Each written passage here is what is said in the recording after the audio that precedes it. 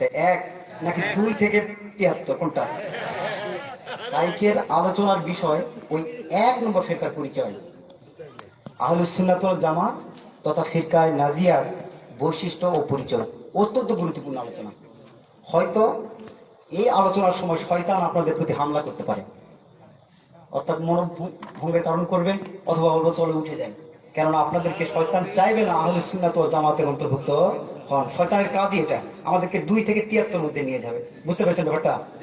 সুতরাং যেহেতু তাত্ত্বিক আলোচনা, এই জন্য আপনাদের প্রতি অনুরোধ থাকবে, জিহাদ চলবে এখানে। কার বিরুদ্ধে? শয়তানের বিরুদ্ধে। দেখা যাক এই জিহাদে কে জয়ী হয়, শয়তান নাকি আপনারা। শেষ পর্যন্ত যদি আপনারা থাকেন তাহলে বুঝবো শয়তান পরাজিত, আপনারা জয়ী। আর যদি উঠে যান তাহলে আপনারা পরাজিত, শয়তান জয়ী। সম্মানিত উপস্থিতি, রাসূলুল্লাহ সাল্লাল্লাহু আলাইহি ওয়াসাল্লাম বলেছেন, তারাকতু ফীকুম আমরাইনি লাম তাযিল্লু মা তামাসসাকতুম বিহিমা কিতাবাল্লাহি ওয়া সুন্নাতা নাবিয়্যিহি। তোমাদের মাঝে দুটো জিনিস রেখে যাচ্ছি, যে পর্যন্ত তোমরা এই দুটোকে আঁকড়ে ধরে রাখবে সে পর্যন্ত তোমরা পথভ্রষ্ট হবে না। এর প্রথমটি কিতাব আল্লাহ, আল্লাহর কিতাব, এবং দ্বিতীয়টি তার নবীর সুন্নাহ বা জীবন আদর্শ। রাসূল সাল্লাল্লাহু আলাইহি ওয়াসাল্লামের এই গুরুত্বপূর্ণ নির্দেশনাকে সামনে রেখে ওয়াজ মাহফিল বাস্তবায়ন কমিটি খেতলাল জয়পুরহাটের পক্ষ থেকে আপনাদের প্রতি আমাদের উদাত্ত আহ্বান, আসুন কোরআন ও সুন্নাহকে আঁকড়ে ধরি, শিরক ও বিদআত মুক্ত ইসলামী জীবন যাপন করি। আল্লাহ সুবহানাহু ওয়া তাআলা আমাদের সবাইকে সে তৌফিক দান করুন, বলি আমিন। এ পর্যায়ে আলোচনা পেশ করছেন, আর পরিচয় দেবার দরকার নেই, শাইখ মুখলেস বিন আরশাদ মাদানী হাফিজাহুল্লাহ। তার আলোচনার বিষয় আহলুস সুন্নাত ওয়াল জামাত বা ফিরকা নাজিয়ার বৈশিষ্ট্য ও পরিচয়।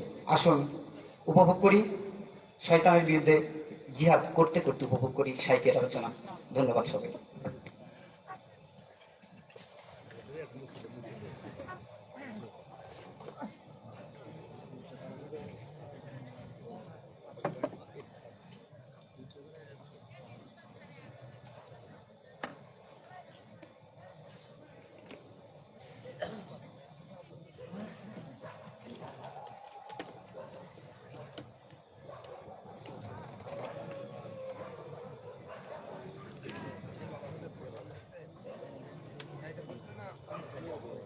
এই পাশে আছে।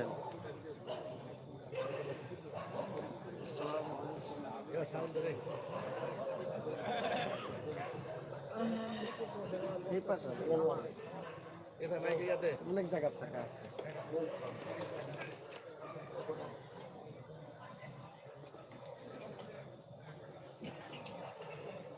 السلام عليكم ورحمة الله وبركاته. وعليكم السلام ورحمة الله وبركاته. الحمد لله رب العالمين والعاقبة للمتقين والصلاة والسلام على نبينا محمد وعلى آله وصحبه وسلم. أما بعد، فأعوذ بالله من الشيطان الرجيم. ومن يطع الله والرسول فأولئك مع الذين أنعم الله عليهم من النبيين والشهداء والشهداء والصديقين. क्या हाफिज नहीं? अच्छा। وقال النبي صلى الله عليه وسلم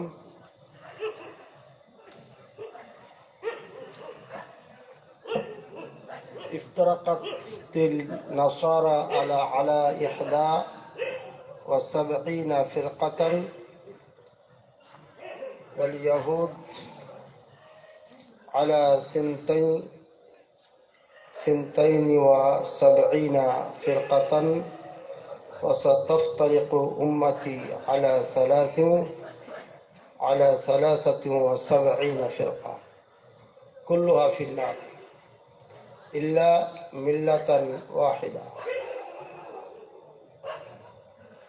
2020 28 জানুয়ারি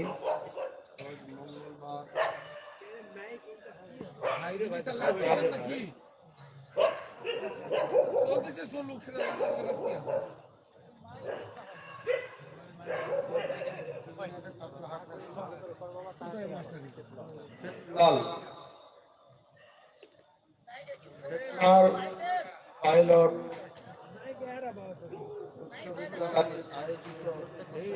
মাহফিলের সম্মানিত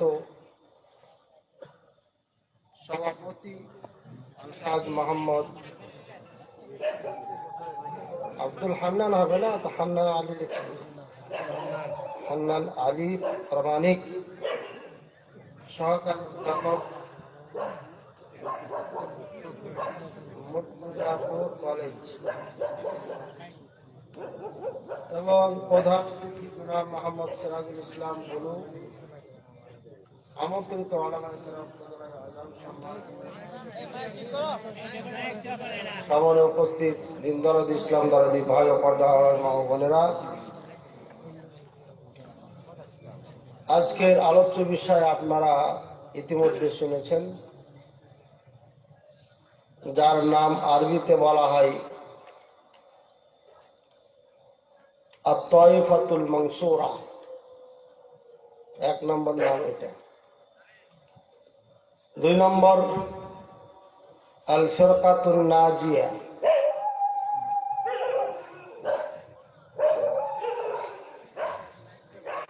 তাইফা মানসুরা, ফিরকায়ে নাজিয়া, এটার সোজা কথা যেটা সাধারণ জনগণের জন্য, আর অনুবাদ হচ্ছে ফিরকা মানে দল, আর নাজিয়া মানে নাজাত প্রাপ্ত। তাহলে অর্থ কি দাঁড়ালো? নাজাত প্রাপ্ত দল।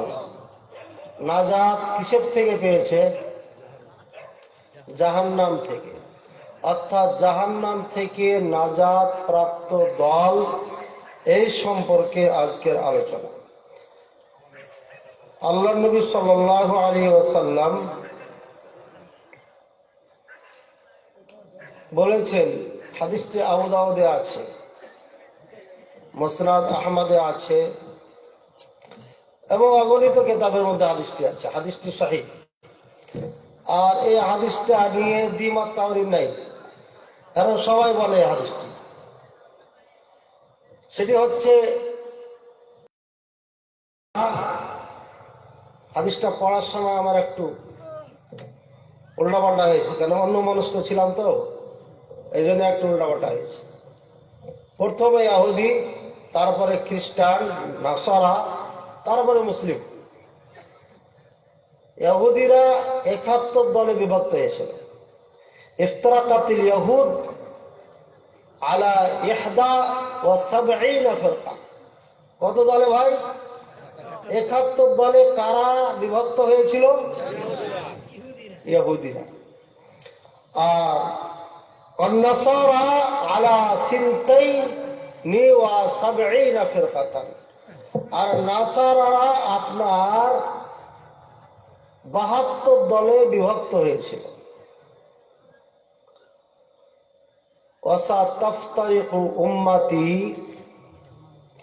আর অতি শীঘ্রই আমার উম্মতেরা বিভক্ত হবে কত দলে? ৭৩ দলে। আলা ৭৩ ফিরকা, ৭৩ দলে বিভক্ত হবে। কুল্লুহা ফিন্নার।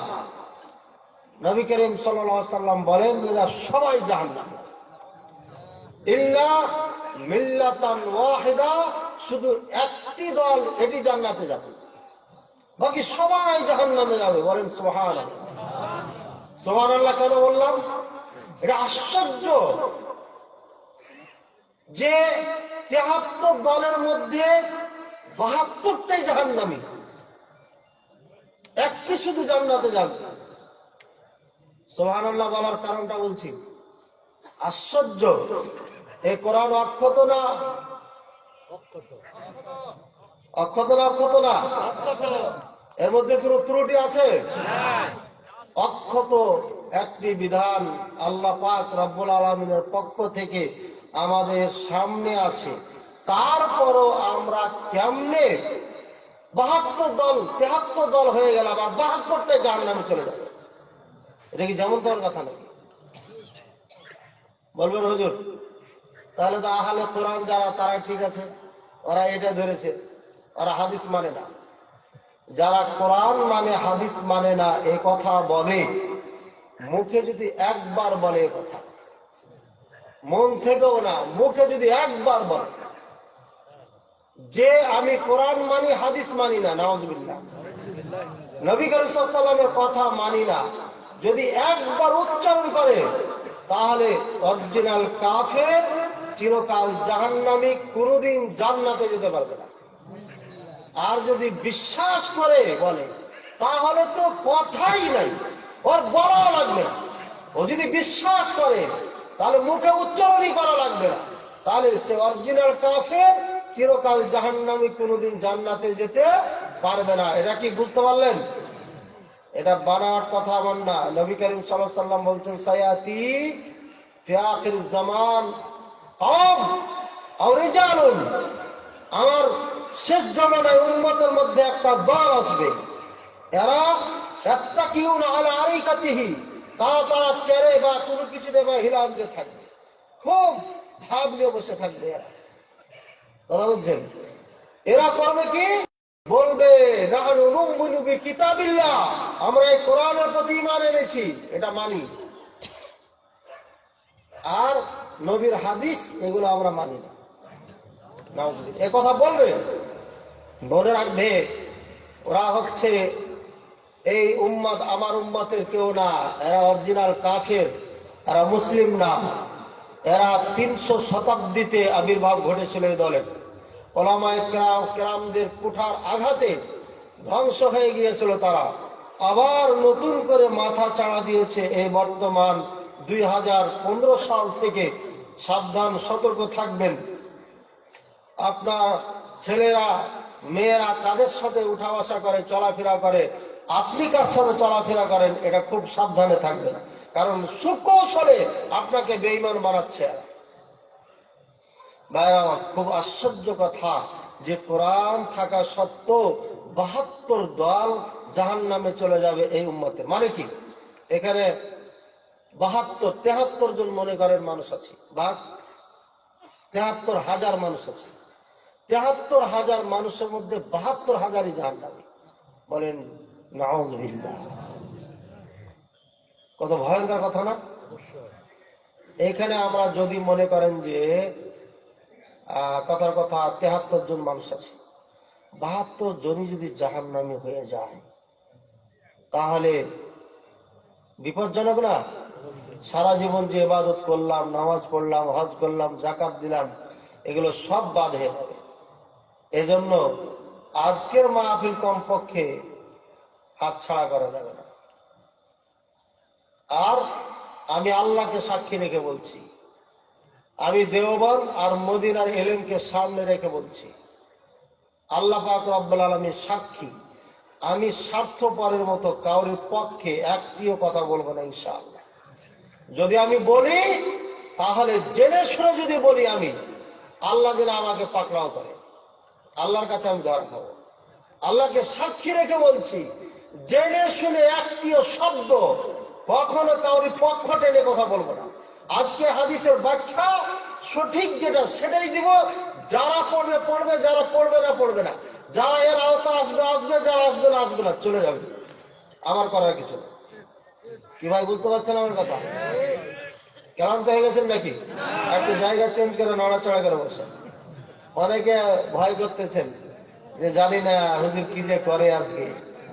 ভয়ের কিচ্ছু নাই, আমি বই পুস্তক সব গাড়িতে রেখে এসেছি, এখানে নিয়ে আসিনি, বুঝছেন? আমরা বই পুস্তক নিয়ে আওয়াজ মাহফিল করি না, কিন্তু এবছর বই নিয়ে ঘুরে বেড়াচ্ছি গোটা মৌসুমটা।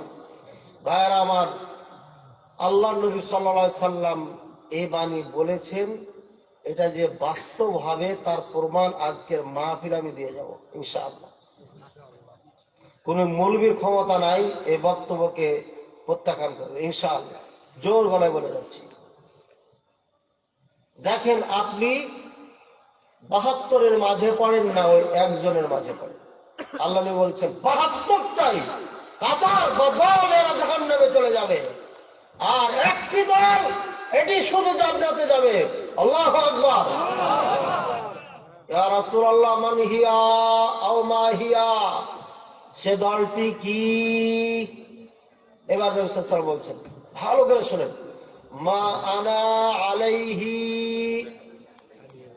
আমি যার উপরে আছি, ও আসহাবি, এবং আমার সাহাবীরা যার উপরে আছো।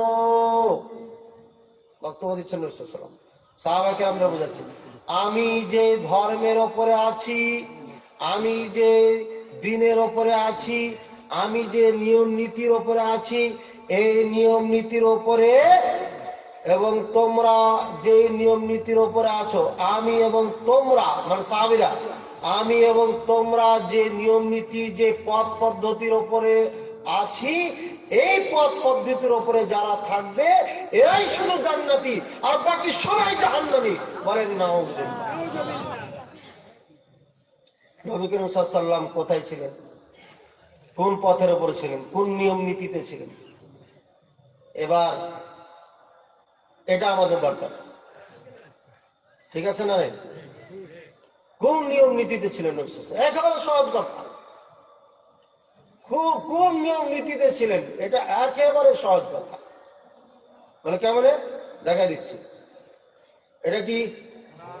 কোরআনুল কারীম। আগে বলেছে এটা অক্ষত, ঠিক না? ঠিক।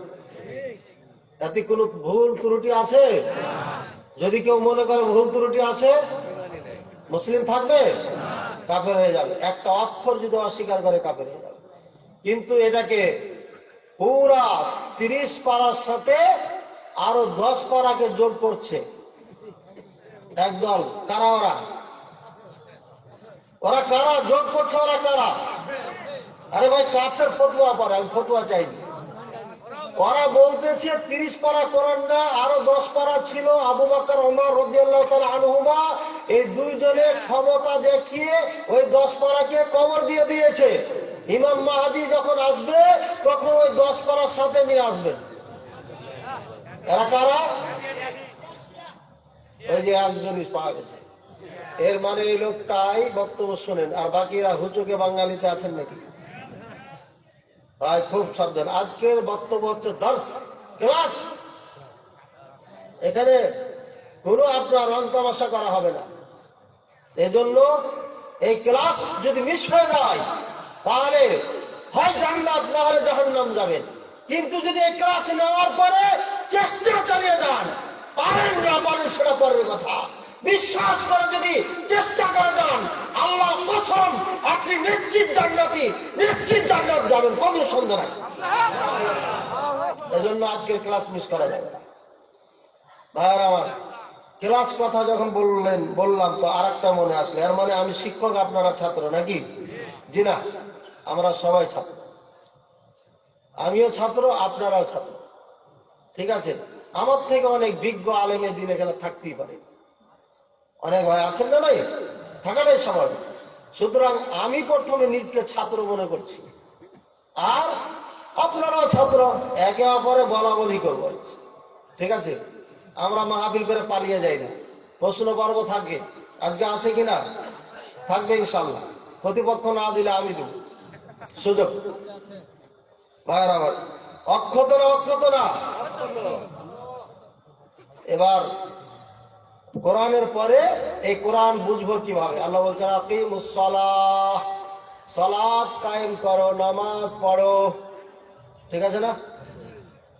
ওয়ানকিহুল ইয়াতামা ইত্যাদি, ফানকিহু মা তাবা লাকুম। বিবাহ করতে বলছেন, কিভাবে বিবাহ করবেন, কিভাবে নামাজ পড়বেন? আছে কোরআনে?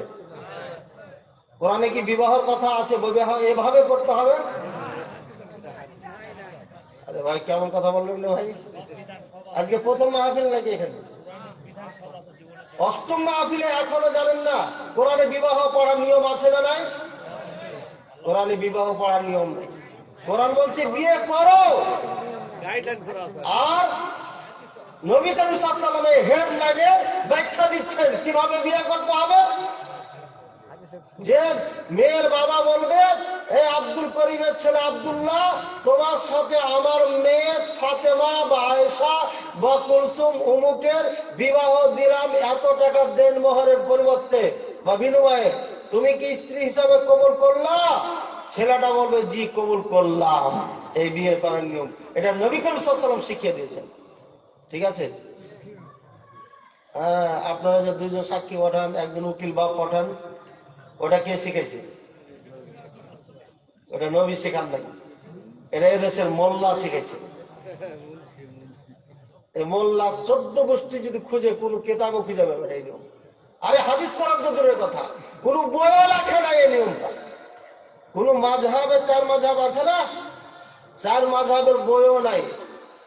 আরেকটা আছে আহলে হাদিস, আহলে হাদিসের বই তো নাই, কিন্তু 4 মাযহাবের কোন বইয়ে এই নিয়ম লেখা নেই। মাযহাবের বইয়ের কথা বলছি, উল্টা বুঝেন না আবার। ওই যে খেতলালের এক হুজুর বই লিখেছে, মনে কথার কথা, বিয়ে এইভাবে দিতে হয়, পড়াইতে হয়, ওটা মাযহাবের বই না, ওটা খেতলাল মুলবির বই। মাযহাবের বইয়ের কথা বলছি, কথার হ্যান্ড টাচ আছে, ভালো করে বুঝবেন ভাইয়ের আমার।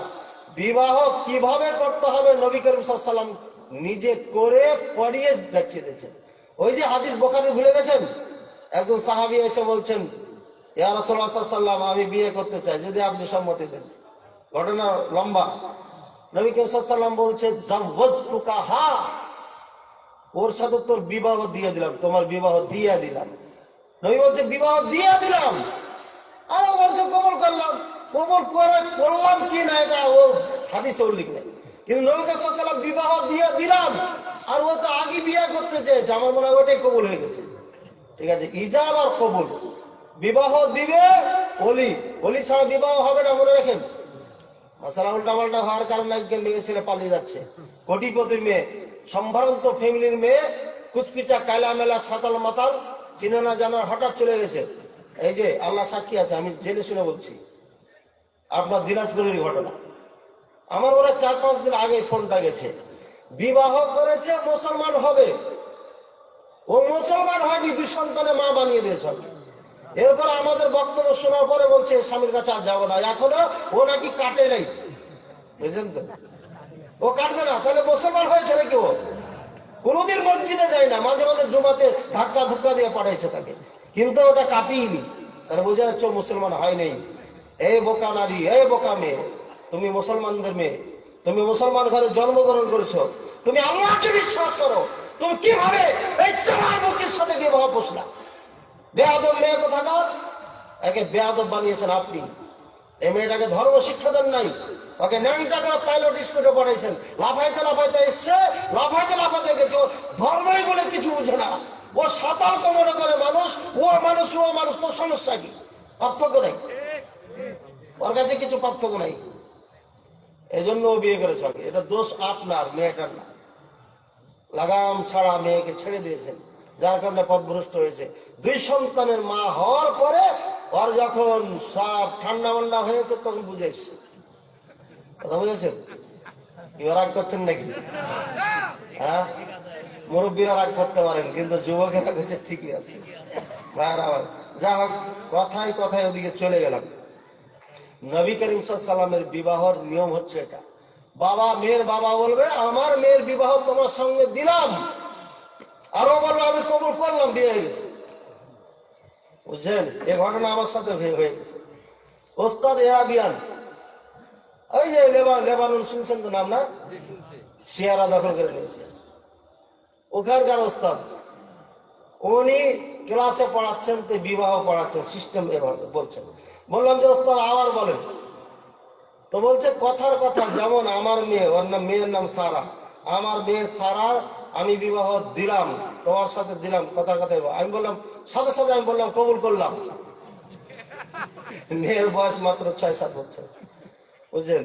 এবার যখন কবুল করলাম, ওস্তাদ বিবাহ তো হয়ে গেছে, আপনি বলেছেন, আমি কবুল করেছি। ওস্তাদ 5-7 দিন খালি আমার পিছিয়ে লেগেই ছিল, তুমি তালাক দাও। আমি বলছি না, তালাক দেবো না। এরপরে লাস্টে বললাম, ওস্তাদ আপনি যখন চাইতেছেন দিলাম, যান। ঠিক আছে, বাইরে নতুন ঘটনা বলে দিলাম, কেউ জানতো না, এই ক্লাসমেটেরা জানতো, কিন্তু আপনারা জানতেন না।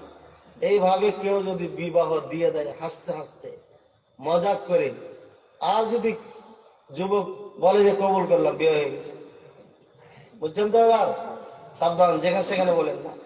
বিবাহ করার নিয়ম নবী করিম সাল্লাল্লাহু আলাইহি ওয়াসাল্লাম শিখিয়েছেন, কিন্তু আপনি করলেন কি, নিজে তৈরি করলেন। দুইজন সাক্ষী পাঠাও, উকিল বাপ পাঠাও, পাঠানোর পরে দুইজন সাক্ষী, উকিল বাবা বলবে তোমার বিবাহ পড়াতে যাচ্ছি, তুমি কি রাজি আছো? এবার শুনবে দুইজন সাক্ষী, শোনার পর সে বলবে আশহাদু আল্লা ইলাহা ইল্লাল্লাহ আশহাদু আন্না মুহাম্মাদুর রাসূলুল্লাহ, আমি সাক্ষী অমুক, উকিল আমার মুয়াক্কিল উকিলের সঙ্গে গেছিলাম, শুনেছি, শোনার পরে বিবাহ উনি রাজি করাইছেন, রাজি হয়েছে, শুনে এলো আশহাদু আল্লা ইলাহা ইল্লাল্লাহ। এখন এতক্ষণে মুসলমান হলো, এই সাক্ষী এতক্ষণে মুসলমান হলো। আশহাদু আল্লা ইলাহা ইল্লাল্লাহ পড়ার অর্থ কি? আর আগে মুসলমান ছিল না ও, যার কারণে এখন মুসলমান হলো। মানে বিবাহ পড়ানোর পরে, সাক্ষী দেওয়ার পরে ও মুসলমান হচ্ছে। কি অদ্ভুত অচায় একটা নিয়ম বানাইছে, মানুষের মাথায় ঢোকে না এটা, যে এই কালিমা এখানে আসলো কেন, কালিমাটা এখানে ঢোকানো হলো কেন, কোথার থেকে ঢুকলো, একবার চিন্তাও করেন না। এত বড় বড় শিক্ষিত জ্ঞানী মানুষ আপনারা আজ থেকে চিন্তা করবেন বিবাহ কিভাবে দিবেন। মেয়ের বাবা, এই কিছুদিন আগে বিয়ে পড়ালাম প্রতিবেশীর, আলহামদুলিল্লাহ, মেয়ের বাবা মেয়ের কাছে যাবে, আগে তো অনুমতি নিয়েছে, এরপরে তো বর আসছে, তারপর একবার যাবে লাস্ট, আম্মু আসসালামু আলাইকুম, আপনার বিবাহ পড়াতে যাচ্ছি, অনুমতি? অত চুপ থাকবে, আর নাহলে বলবে জি। এখনকার মেয়ে বলবে জি জি আব্বা তাড়াতাড়ি যান, দেরি করেন। অনুমতি হয়ে গেল, এবার বাবা যে বলবে, কোনো মূলবি ধার করার দরকার নেই, বাবা বলবে আমার মেয়ের বিবাহ তোমার সঙ্গে দিলাম, দেন মোহর 1 লাখ টাকা। 1 লাখ টাকা নিচে তো মোহর হচ্ছে না নাকি? 5 টাকা, 10 টাকা, 20 টাকা, যে যা পারবে সাধ্য মোতাবেক মোহর নির্ধারণ করবে। বাবা বলবে আমি বিবাহ দিলাম, আর ওই ছেলে বলবে কবুল করলাম, বাস শেষ হয়ে গেছে। এবার খুতবা দিয়ে দেবেন নিজেই, অথবা না পারলে একজনকে দিয়ে দেওয়া হবে। হয়েছে সহজ পদ্ধতি, নবী করিম সাল্লাল্লাহু আলাইহি ওয়াসাল্লাম শিখিয়ে দিয়েছেন এই কোরআন। এবার কোরআন যদি মানতে হয়, তাই নবী করিম সাল্লাল্লাহু আলাইহি ওয়াসাল্লামের কথার বাইরে কি যাওয়া যাবে? আপনি মনে করছেন ফেরেকানা আজিয়াত থেকে বের হয়ে গেছি, জি না, আপনাকে ঠেকাবো, ওখানে নিয়ে যাবোই আপনাকে জান্নাতে ইনশাআল্লাহ। এত কষ্ট করে এই শীতে সালাত পড়ছি, নামাজ পড়ছি, জান্নাতে যাবো না মানে? ইনশাআল্লাহ জান্নাতে যাবো। বলেন না কেন ইনশাআল্লাহ?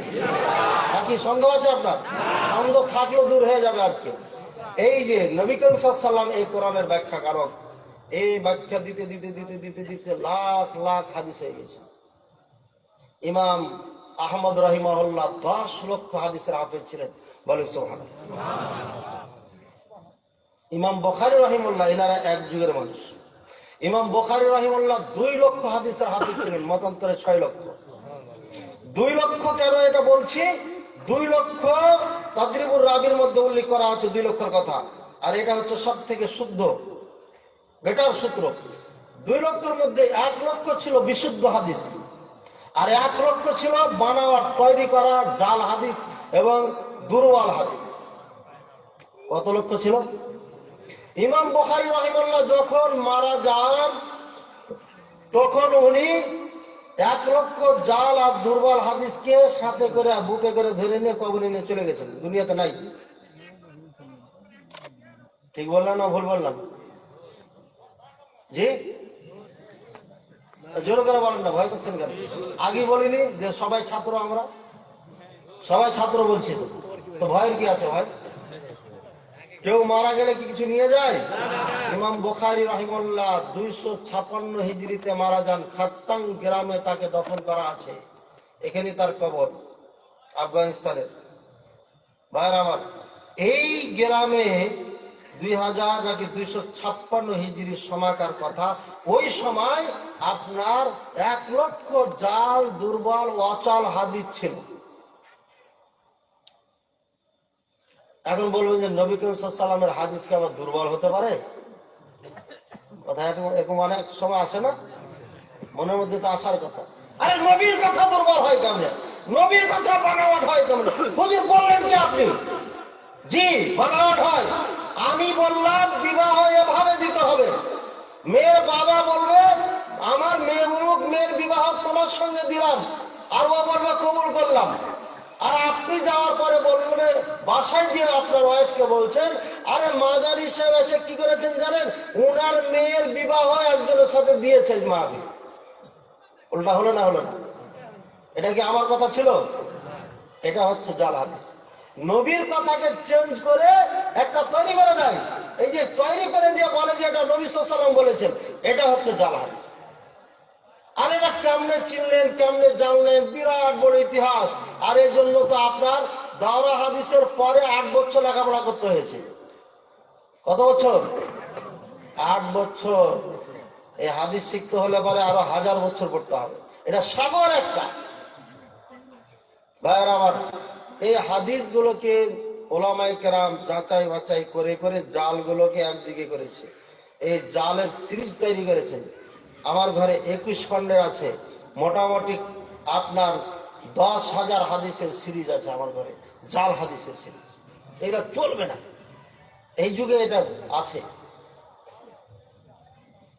আরো জাল হাদিসের সিরিজ অনেক আছে। আল মওদুআত, ইবনে জাওজি রাহিমাহুল্লাহ একটা কিতাব আছে শুধু জাল হাদিসের সিরিজ, বহুত আগে রেখে গেছেন ওটা।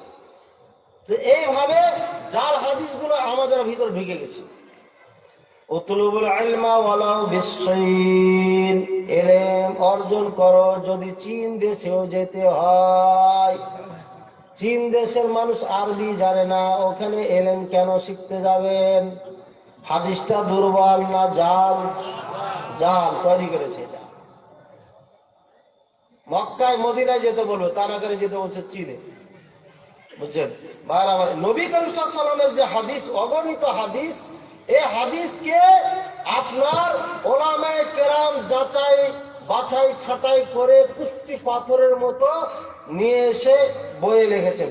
তাই সে বইয়ের নাম কি বলেন তো? অনেক বই আছে ভাই, বুখারী, মুসলিম, আবু দাউদ, তিরমিজি, নাসাই, ইবনে মাজাহ, মুওয়াত্তা মালিক, মুসনাদ আহমদ, মুসনাদ ইবনে আবি, মুসনাদ আব্দুর রাজ্জাক, সহিহ ইবনে হিব্বান, সহিহ ইবনে খুজাইমা, মুসনাদ ইবনে আবি শাইবা, আপনার অগণিত, তাবারানী 3টি, ইত্যাদি ইত্যাদি, মুওয়াত্তা মালিক, বহুত কিতাব, হাদিসের কিতাব আছে, সব লিপিবদ্ধ করছে। কোথায় হাদিস আছে লিপিবদ্ধ? জাল জয়ীফ সব লেগেছে। ইমাম বুখারী রাহিমাহুল্লাহ এমন তাকে আল্লাহ মাথা দিয়েছিলেন, ব্রেন দিয়েছিলেন, একটা কথা একবার শুনলে আপনি জীবনে যখন জিজ্ঞাসা করতেন ওর সময়, টাইম, কে বলেছে, কখন বলেছে, কিভাবে বলেছে, সব বলে দিতে পারতেন। বলে সুবহানাল্লাহ। ওনার জীবনের ইতিহাস আছে, বাগদাদের 10 জন আলেম তাকে পরীক্ষা করেছিলেন। এত ইতিহাস বলা যাবে না। যেভাবে বলেছিলেন উল্টা পাল্টা করে সেভাবেই একবার শুনে মুখস্থ হয়েছিল। বাপরে সুবহানাল্লাহ। ইমাম বুখারী রাহিমাহুল্লাহ চিন্তা করলেন এত হাদিসের মধ্যে থেকে ফ্রেশ হাদিসগুলোকে এক জায়গায় করতে হবে। ইমাম বুখারী রাহিমাহুল্লাহ ফ্রেশ হাদিসগুলো, ওই হাদিসগুলো যে হাদিসগুলোর উপরে সমস্ত উম্মতে মুসলিমা আমল করত, যে হাদিসগুলোকে সকল ওলামায়ে কেরাম বিশুদ্ধ নিখুঁত বলে জানতো, এই সমস্ত হাদিসকে উনি এক জায়গায় করলেন, যেটা লেভেল অনুযায়ী একটা হায়ার লেভেলের গুলোকে। কারণ 1 লক্ষ বিশুদ্ধ হাদিস মুখস্থ, 1 লক্ষের মধ্যে ছাঁটাই করে করে সব থেকে সেরা হাদিস যার উপরে আমল চলছে, ওই হাদিসগুলোকে বুখারীতে নিয়ে এসেছেন। বলে সুবহানাল্লাহ। ইমাম মুসলিম রাহিমাহুল্লাহ ইমাম বুখারীর ছাত্র, উনি চিন্তা করলেন আমারও একটু কিছু করার দরকার। তারপর উনি একই কায়দায় সহিহ মুসলিম লিখলেন। তো পৃথিবীতে কোরআনের পরে বিশুদ্ধ কিতাবের নাম কি? সহিহ বুখারী। তারপরে কি? সহিহ মুসলিম। 3টা সহিহ কিতাব পেয়েছে। 1 নম্বর কোরআন, 2 নম্বর বুখারী, 3 নম্বর সহিহ মুসলিম। বুঝছেন? আচ্ছা, এই 3টার উপরে যদি আমল করি সমস্যা আছে? তাহলে আমি ফেরকায়ে নাজিয়ায় দলভুক্ত হওয়ার জন্য একটা পথ পেয়েছি। নবী করিম সাল্লাল্লাহু আলাইহি সাল্লাম, সাহাবায়ে কেরাম যেই রাস্তার উপরে ছিল, যে দ্বীনের উপরে ছিল, এই দ্বীনটা হচ্ছে কোরআন এবং সুন্নাহ। কিনা? কোরআন এবং সুন্নাহ। কোরআন তো অক্ষত আছেই, কোনো সন্দেহ নাই, কারো দ্বিমত নাই। তারপরে কোরআনের পরে সব থেকে বিশুদ্ধ কিতাব বুখারী এবং সহিহ মুসলিম, ওই 2টি কিতাবও নিয়ে কাউরে কোনো দ্বিমত নাই। আছে? তাহলে 3টি বিশুদ্ধ কিতাব পেয়েছি। এবার ফেরকায়ে নাজিয়ার দলভুক্ত যদি হতে চান, তাহলে 3টি কিতাবের উপর আমল আপনাকে করতে হবে, মিলিয়ে নিতে হবে। হঠাৎ করে কেউ এসে বলতে পারে, হাজী সাহেব আপনি এটা আমল করছেন কেন? বুঝে বুখারীতে পেয়েছি। আরে জানেন না, এই হাদিস তো রহিত হয়ে গিয়েছে। আচ্ছা, ইমাম বুখারী রাহিমাহুল্লাহ বেশি জানতেন, ইমাম মুসলিম রাহিমাহুল্লাহ বেশি জানতেন, না এই সমাজের যারা কথায় কথায় গালি দেয় এই হুজুররা বেশি জানেন? কি মনে করেন? আপনার বুদ্ধি, আপনার দিমাগ দিয়ে আপনি বিবেচনা করেন, উত্তর দিবেন। আপনার দিমাগ দিয়ে বিবেচনা করবেন। ইমাম বুখারী, ইমাম মুসলিম যিনারা এই কিতাবকে কোটি কোটি ওলামায়ের সামনে পেশ করেছেন, সমস্ত ওলামায়ে কেরাম বলেছেন নিখুঁত নিখুঁত নিখুঁত, বিশুদ্ধ বিশুদ্ধ, যার মধ্যে কোনো সন্দেহ নাই। পৃথিবীর সমস্ত উম্মতে মুসলিমা একমত এই হাদিস যার উপরে সবাই ঐক্যবদ্ধ। দেওবান থেকে যে বুখারী ছাপানো হয়েছে, ভূমিকায় লেখা আছে আসাহুল কুতুব বাদা কিতাবিল্লাহি সহিহুল বুখারী। পৃথিবীতে এই জমিনে আপনার কোরআনের পরে সব থেকে বিশুদ্ধ কিতাব হচ্ছে সহিহ বুখারী। বলেন সুবহানাল্লাহ। দেওবান মাদ্রাসার ছাপা এই বুখারীর কথা বললাম। তাহলে যেহেতু কোরআনের পরে যে যার মর্যাদা, যার স্থান, এই কিতাবের উপর আমল করতে কোনো দ্বিধাদ্বন্দ্ব আছে? ভাই, ফিরকায়ে নাজিয়া হওয়ার সহজ পথ আপনাকে বলে দিলাম। এবার ফিরকায়ে নাজিয়া আরো সহজ করে দিচ্ছি। লা তাজালু তাইফাতুম মিন উম্মতি যাহিরিনা আলাল হাক্কি লা ইয়াদুররুহুম মান খাযালাহুম হাত্তা ওয়া হুম কাযালিক হাত্তা ইয়াতিয়া আমরুল্লাহি ওয়া হুম কাযালিক। সহিহ মুসলিমের হাদিস। এই হাদিসটা তিনজন রাবী বর্ণনা করেছেন তিন ভাবে। মুআবিয়া রাদিয়াল্লাহু তাআলা আনহু বলছেন তাইফাতুন কাইমাতুন বিআমরিল্লাহ। উমর রাদিয়াল্লাহু তাআলা আনহু বলেছেন আলাল হাক্কি, যাহিরিনা আলাল হাক্কি। মুগীরা বিন শুবা রাদিয়াল্লাহু তাআলা আনহু বলেছেন যে আলা দীনিল্লাহ, আলা দ্বীন, দ্বীনের উপরে। ভাই বুঝেছেন কথা? হক মানো সঠিক এই দিন, আর দিন মানো দিন। সুতরাং দিনের উপরে অটুট থাকবে আমার উম্মতের একটি দল, এরা কখনো বিচ্ছিন্ন হবে না। আর যারা এদেরকে ক্ষতি করতে চাবে ক্ষতিও করতে পারবে না। এই অবস্থাটি থাকবে কিয়ামত পর্যন্ত। যতদিন পর্যন্ত আল্লাহর আদেশ না আসবে। আল্লাহর আদেশ মানে কি? আল্লাহর আদেশ মানে কি? এখানে কিয়ামতের আগে একটা হাওয়া আসবে। এই হাওয়া যখন আসবে সমস্ত ঈমানদারদের প্রাণ চলে যাবে, সবাই মরে যাবে এই হাওয়া আসা পর্যন্ত। যতদিন পর্যন্ত পৃথিবীতে মুসলিম জাতি থাকবে ততদিন পর্যন্ত দলটি থাকবে, হকের উপর অটুট থাকবে। এদেরকে কেউ হক থেকে বিচ্ছিন্ন করতে পারবে না। বলে সুবহানাল্লাহ। ভাইরা আমার, ৭৩ দলে বিভক্ত হবে, ৭২টি জাহান্নামে যাবে। এর মানে কি? আব্দুল করিমের একটা দল, বিএনপি একটা দল, জামাত একটা দল, আওয়ামী লীগ একটা দল, বরগাছ একটা দল, এসব দল নামে নামে দল দিলে এইগুলো কোন ব্যক্তির সাথে সম্পৃক্ত হয়ে একটা দল হয়ে গেছে। এগুলো ৭২টি দল যারা জাহান্নামী হবে, এরা আকীদাগত বিশ্বাসগত ভাবে এই দল থেকে ভিন্ন হবে। কিসের দিক দিয়ে? আকীদার দিক দিয়ে। আকীদার কারণে জাহান্নামে যাবে। বিশ্বাসের যদি ত্রুটি এসে যায় তাহলে জাহান্নামে যাবে। বিশ্বাসের ত্রুটি এমন দল হবে ৭২টি, আর একটা দল থাকবে যাদের বিশ্বাস হুবহু এই কোরআন সুন্নাহর সাথে মিল থাকবে।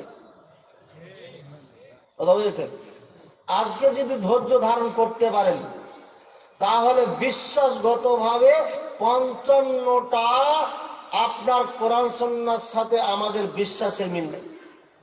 কয়টা? ৫৫টা। আর আরো অনেক হবে। আমি এটা একদিন নোট করেছিলাম, ওই যে বাগমারাতে মাহফিল করার জন্য দুই এক ঘন্টার এই নোটে ৫৫টা নোট করেছি। আর আমলগত ভাবে আমাদের দেশের সাথে কোরআন সুন্নাহর সাথে পার্থক্য যেটা পাওয়া যায়, শুধু মসজিদ আর সালাত কেন্দ্রিক ৭২টা। কয়টা? ৭২। আর যদি নামাজ আর মসজিদের বাইরে চলে যায়, ব্যবসা বাণিজ্য, বিবাহ, শাদী, মৃত্যু ইত্যাদি ইত্যাদি, তাহলে যে কত 72 হবে এটা আল্লাহই ভালো জানে। আকীদাগত যদি হয়ে যায় তাহলে নির্ঘাত সে 72 ফেরকার একটা হবে, জাহান্নামী হবে। আর আমলগত যদি হয়ে যায় তাহলে এ কারণে সে শাস্তি ভোগ করতে পারে, কিন্তু চিরকাল জাহান্নামী হবে না। বুঝেছেন? আকীদাগত ভাবে আহলুস সুন্নাহ ওয়াল জামাআহ এই যে দলটা হকের উপর থাকবে, এটা হাদিস।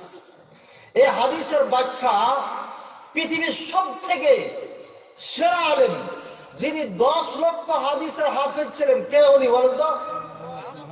ইমাম আহমদ রাহিমাহুল্লাহ। ওনাকে জিজ্ঞাসা করেছিলেন যে এ দলটা কারা? এই মদিনার ইমাম, গোটা জগতের ইমাম আপনি, এখন এই দলটা কারা? তখন উনি বলেছিলেন, ইনলাম ইয়াকুন আহলুল হাদিস ফালাইসা আহাদ। যদি এই দলটা আহলে হাদিস না হয় তাহলে কেউ না।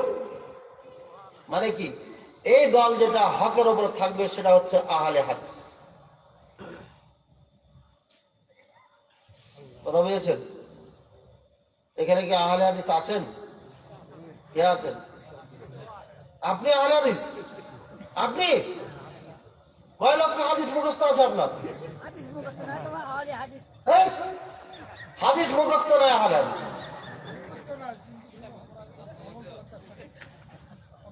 চিন্তা করেছেন? ফেরকায়ে নাজিয়াকে চিনতে হবে। আমি ফেরকায়ে নাজিয়া চিনাচ্ছি, আমি খেতলালের আহলে হাদিস চিনাইতে আসিনি। আমি কি চিনাইতে এসেছি? ফেরকায়ে নাজিয়া, নাজাত প্রাপ্ত দল কেটা, এটা চিনাচ্ছি আপনাকে। ভাইরা আমার, ইমাম আহমদ রাহিমাহুল্লাহ বললেন এই হাদিসের যারা আসলেই হকদার তারা হচ্ছে আহলে হাদিস। ইমাম আহমদ রাহিমাহুল্লাহর আগের আলেম ইবনু আলী মাদিনী, আলী মাদিনী রহিমাহুল্লাহ, ইবনু আলী মাদিনী রহিমাহুল্লাহ, ওনাকে জিজ্ঞাসা করা হয়েছিল যে এই হাদিস যেটা নবী করিম সাল্লাল্লাহু আলাইহি ওয়াসাল্লাম বলেছিলেন মদিনাতে, এখন তো সাহাবায়ে কেরাম নাই, তবে এই সময়, এই যুগে, এই 200 বছর পরে, এখন এই সময় এই দলটি কারা? তখন উনিও উত্তর দিয়েছিলেন যে এই দলটি হচ্ছে আহলে হাদিস। এই দলটি কারা ভাই? এবার আহলে হাদিস কারা? ওই সময়কার আহলে হাদিস কারা? হ্যাঁ,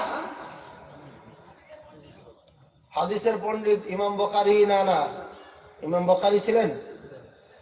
হাদিসের পণ্ডিতদের মধ্যে কি ইমাম বুখারী ছিলেন না? ছিলেন না? ইমাম আহমদ ছিলেন না? ছিলেন না? ইমাম মালিক রাহিমাহুল্লাহ ছিলেন না? ছিলেন না? ইমাম শাফি রাহিমাহুল্লাহ ছিলেন না? ছিলেন না? ইমাম মুসলিম রাহিমাহুল্লাহ ছিলেন না? ছিলেন না? ইমাম আবু দাউদ, নাসাই, ইবনে মাজাহ, আপনার যত হাদিসের কিতাবের নাম বললাম, অগণিত বলিনি, আবার অগণিত বলেছি।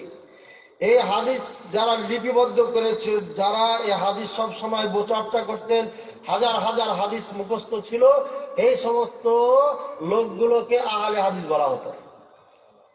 এই লোকগুলোকে কি বলা হতো? আহলে হাদিস বলা হতো। এই আহলে হাদিস যারা, তারাই হচ্ছে ওই নাজাত প্রাপ্ত দল। বোঝা যাচ্ছে আহলে হাদিসের বাইরে যারা, তারা নাজাত প্রাপ্ত দল নয়। বুঝতে পেরেছি না পারিনি? হ্যাঁ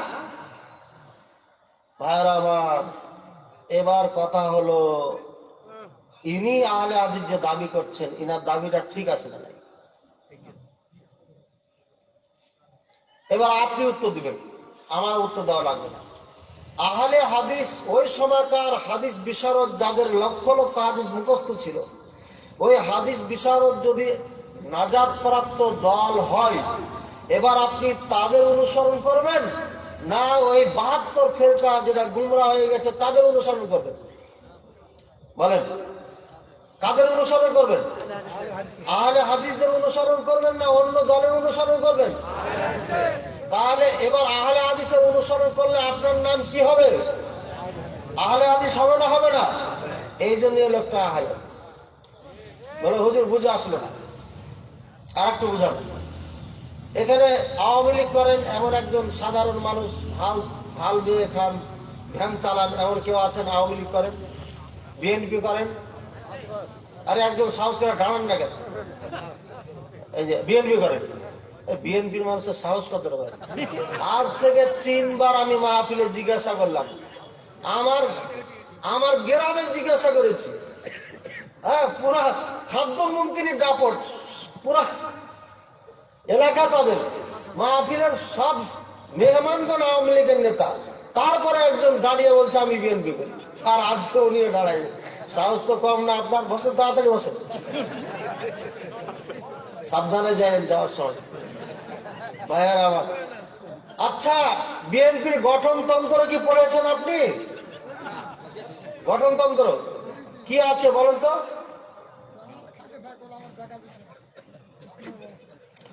না না, সত্য কথাটা বলেন, আপনি আগে রাখেন না। পড়েছেন না পড়েননি? পড়েছেন কি? আরে পড়েননি আপনি, জনগণ সকল ক্ষমতার পড়েননি, এই কথাটা কইবেন আপনি। এই তো আলহামদুলিল্লাহ, সত্য কথা বলবেন। উনি কিন্তু বিএনপির গঠনতন্ত্রতে কি আছে জানেন না, পড়েননি। তারপর ওনাকে বিএনপি বলবেন না আওয়ামী লীগ বলবেন? কেন বিএনপি বলবেন? বিএনপি নেতাদের আনুগত্য করে, এই জন্যই উনি বিএনপি। বুঝেছেন না বুঝেন নাই? বিএনপি নেতাদের আনুগত্য করার কারণে যদি উনি বিএনপি হয়, আওয়ামী লীগ বড় বড় নেতাদের আনুগত্য করার কারণে যদি আওয়ামী লীগ হয়, জামাত ইসলামের বড় বড় নেতাদের আনুগত্য করার কারণে যদি জামাত ইসলাম হয়, এই রিক্সা চালক মানুষটি ওই আহলে হাদিসদের আনুগত্য, তাদের পথ পদ্ধতিতে চললে পারে, সে আহলে হাদিস কেন হবে না? বুঝেছেন না বুঝেন নাই? সহজ জিনিস, কমন জিনিস। এবার সব কিছু বাদ দিয়ে আজ থেকে সবাই বলবেন আমি আহলে হাদিস। বলবেন না বলবেন না? ফেরকায়ে নাজিয়া নাকি বলবেন আমি আহমদি? গোলাম আহমদ কাদিয়ানির দিকে গেলে তো শেষ, অরিজিনাল কাফের। আর যদি ইমাম আহমদ রাহিমাহুল্লাহর দিকে তাকান, তাকিয়ে বলেন আহমদি, না বলবেন ওটা? না মালিকি বলবেন? না শাফি বলবেন? হ্যাঁ, হানাফি বলবেন না? কি ব্যাপার? কিছুক্ষণ আগে বললেন এখানে আহলে হাদিস নাই, সব হানাফি মাযহাবের লোক, আর এখন বলছেন হানাফি বলবেন না। মানে কি ফেরকা নাজিয়া? বুঝতে পেরেছেন? হ্যাঁ, সমস্যা দূর করে দিচ্ছি। দুনিয়ার থেকে হানাফি মাযহাব উঠে যাক, এটা আমরা চাচ্ছি না। হানাফি মাযহাবও থাক, ঠিক আছে ভাই? আহলে হাদিস কোন দলের নাম না।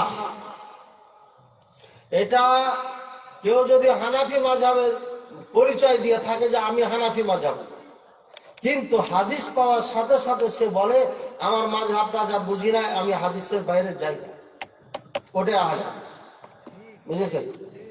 আর কোন মৌলবি যদি বলে বা কোন ব্যক্তি যদি বলে হে রাখো তোমার হাদিস, আমাদের মাযহাবে এটা নাই, তাহলে কাফের হয়ে গেছে।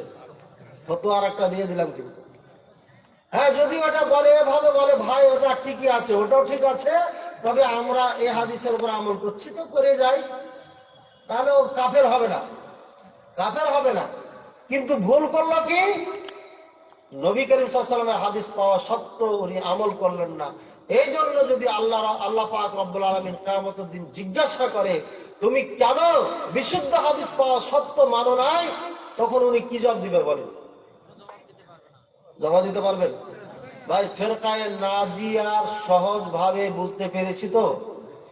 নবী করিম সাল্লাল্লাহু আলাইহি ওয়াসাল্লাম বলছেন আমি যেই পথের উপরে আছি, আমার সাহাবারা যে পথের উপরে আছো, এটাই হচ্ছে ফেরকায়ে নাজিয়া, এরাই জান্নাতি, বাকি সব জাহান্নামী যাবে।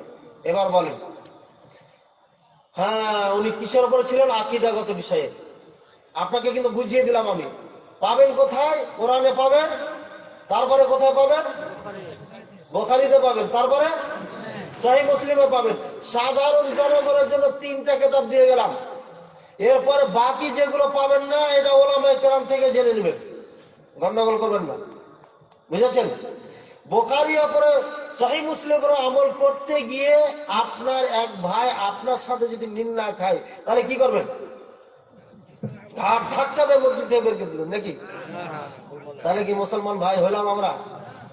আপনি আহলে হাদিস হন আর হানাফি হন, মালিকি হন, শাফি হন, যখন কোনো মুসলিম ভাই কোনো হাদিসের উপর আমল করবে তখন আপনি আমল করার চেষ্টা করবেন। যদি না পারেন নিজে লজ্জিত হবেন, আমি পারলাম না, দুঃখিত, কিন্তু আমার ভাই আমল করছে। কিন্তু তার প্রতি হিংসা, হাসাদ, তার প্রতি যদি ঘৃণা জমে যায়, তাহলে আপনি রাসূলের হাদিসের প্রতি ঘৃণা জমাই দিলেন। আর নবী সাল্লাল্লাহু আলাইহি ওয়াসাল্লামের হাদিসকে যারা ঘৃণা করবে ওরা মুসলিম থাকবে না, কাফের হয়ে যাবে। বুঝতে পেরেছি? এবার কি ঘৃণা করা যাবে? ভাইরা আমার, যশোরে মুনাজারা ছিল গত 25 তারিখে। আমি এই কথাটাই বলেছিলাম যে আমরা সবাই মুসলিম ভাই ভাই, কাজী কে বুকে বাঁধছে, কে নিচে বাঁধছে, কে আমিন বলছে, কে বলে না, এগুলো না দেখি, মুসলিম ভাই হিসাবে দেখি। একই মসজিদে সালাত পড়ি, মসজিদ যেন আজ থেকে ভাগ না হয়, এ কথা আমি বলেছি। আজকে আপনাদেরকে বলছি, মসজিদ যেন ভাগ না হয়। আমরা সবাই মুসলিম, আমরা সবাই ফেরকায়ে নাজিয়া দলভুক্ত হয়ে জান্নাতে যেতে চাই, ঠিক না ঠিক? নাকি জাহান্নামে যাবেন? এবার আল্লাহ রসুলের আল্লাহ যে বিধান দিয়েছেন নবী করিম সাল্লাল্লাহু আলাইহি সাল্লামকে, ভাই ইম্পর্টিং আলোচনা শুরু হলো, কিন্তু এতক্ষণ কিন্তু ইম্পর্টিং ছিল না। আমি ফেরকায়ে নাজিয়াটা দেখাইলাম শুধু। এবার ফেরকায়ে নাজিয়া কোন নিয়ম নীতিতে ছিল এটা কি জানবেন না? না জানলে আপনি কেমনে ফেরকায়ে নাজিয়া হবেন? খবরদার ক্লাস মিস করবেন না, না তো 72 দলে যেতেই হবে আপনাকে। কারণ এই আলোচনা, এখন যে আলোচনা করব, এই আলোচনা আপনি এইভাবে পাবেন না, অন্যভাবে পেতে পারেন। কোন নিয়ম নীতির উপরে নবী করিম সাল্লাল্লাহু আলাইহি ওয়াসাল্লাম ছিলেন? নবী করিম সাল্লাল্লাহু আলাইহি ওয়াসাল্লাম নিয়ম নীতি ছিলেন আমানতু বিল্লাহ, আল্লাহর প্রতি ঈমান এনেছি, রাসূলের প্রতি ঈমান এনেছি, ফেরেশতাদের উপরে ঈমান এনেছি। মানে কি? ফেরেশতারা হচ্ছে মাটির তৈরি। কিসের তৈরি? নূরের তৈরি। মাশাআল্লাহ, মাহফিল কাজে লাগছে। বারবার আখিরাতের দিবসের প্রতি ঈমান এনেছি। আখিরাতের দিবস মানে হচ্ছে আগামীকাল জয়পুরহাটে, নাকি মরণের পরে যে জীবন হবে। ভাগ্যের প্রতি ঈমান এনেছি। মানে কি? ভালো হোক খারাপ হোক, ভাগ্যের প্রতি ঈমান এনেছি। মানে হচ্ছে আগামীকালকে যদি দেখি কোনো ভাই 10,000 টাকা কামাই করেছেন, আমি তার উপরে একটা মামলা দিব, 10,000 টাকা পাইলো কোথায়, খোঁজ নিয়ে দেখেন। এই মনে হয় জঙ্গির সাথে জড়িত আছে, নাতে এত টাকার মালিক হয় কেমনে? মামলা দিবেন? মানে ভাগ্যকে বিশ্বাস করেন নাই। এক ভাই হাত পরিশ্রম করে 10,000 টাকা ইনকাম করেছে, তাই সে উন্নতির দিকে চলে যাচ্ছে, আপনি তার প্রতি হিংসা করছেন। তার মানে ভাগ্যকে বিশ্বাস করেন নাই আপনি। আরে ভাগ্য বন্টনকারী কেটা? ভাগ্যদাতা কেটা? আল্লাহ পাক রব্বুল আলামিন। সুতরাং ভাগ্য যার যেটা আছে তাই আমরা সন্তুষ্ট থাকতে হবে। কেউ ভালো খাচ্ছে, কেউ খারাপ খাচ্ছে, এটা দেখার বিষয় না। বুঝেছি না? বুঝে নাই? ভাইয়ের আমার, এবার চলি।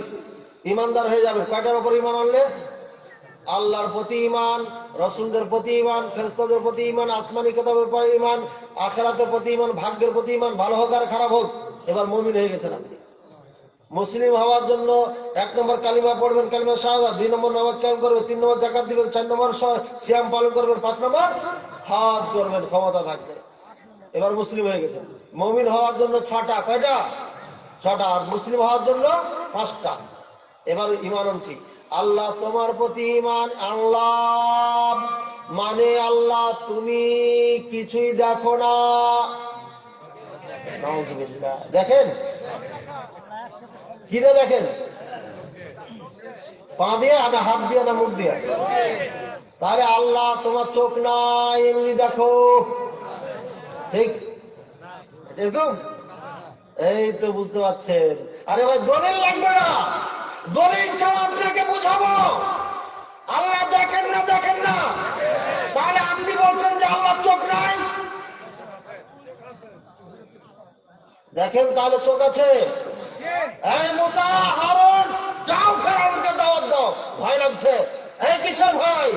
তোমরা তো আমার চোখের সামনে আছো, যাও। আল্লাহ বলছেন, চোখ নিজেই বলছেন চোখের সামনে আছো। এবার চোখ আছে না নাই আল্লাহ? হ্যাঁ, জাহান্নাম বলছে হালমিন মাজিদ, আরো কিছু আছে। বুখারী হাদিস। আল্লাহ পা ঢুকিয়ে দিলেন, এর মানে আল্লাহ পা নাই? আছে?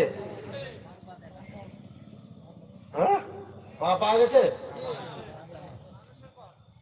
দুনিয়া সব শেষ হয়ে যাবে, আল্লাহ চেহারা থাকবে সূরা রহমান, এর মানে আল্লাহ চেহারা নাই?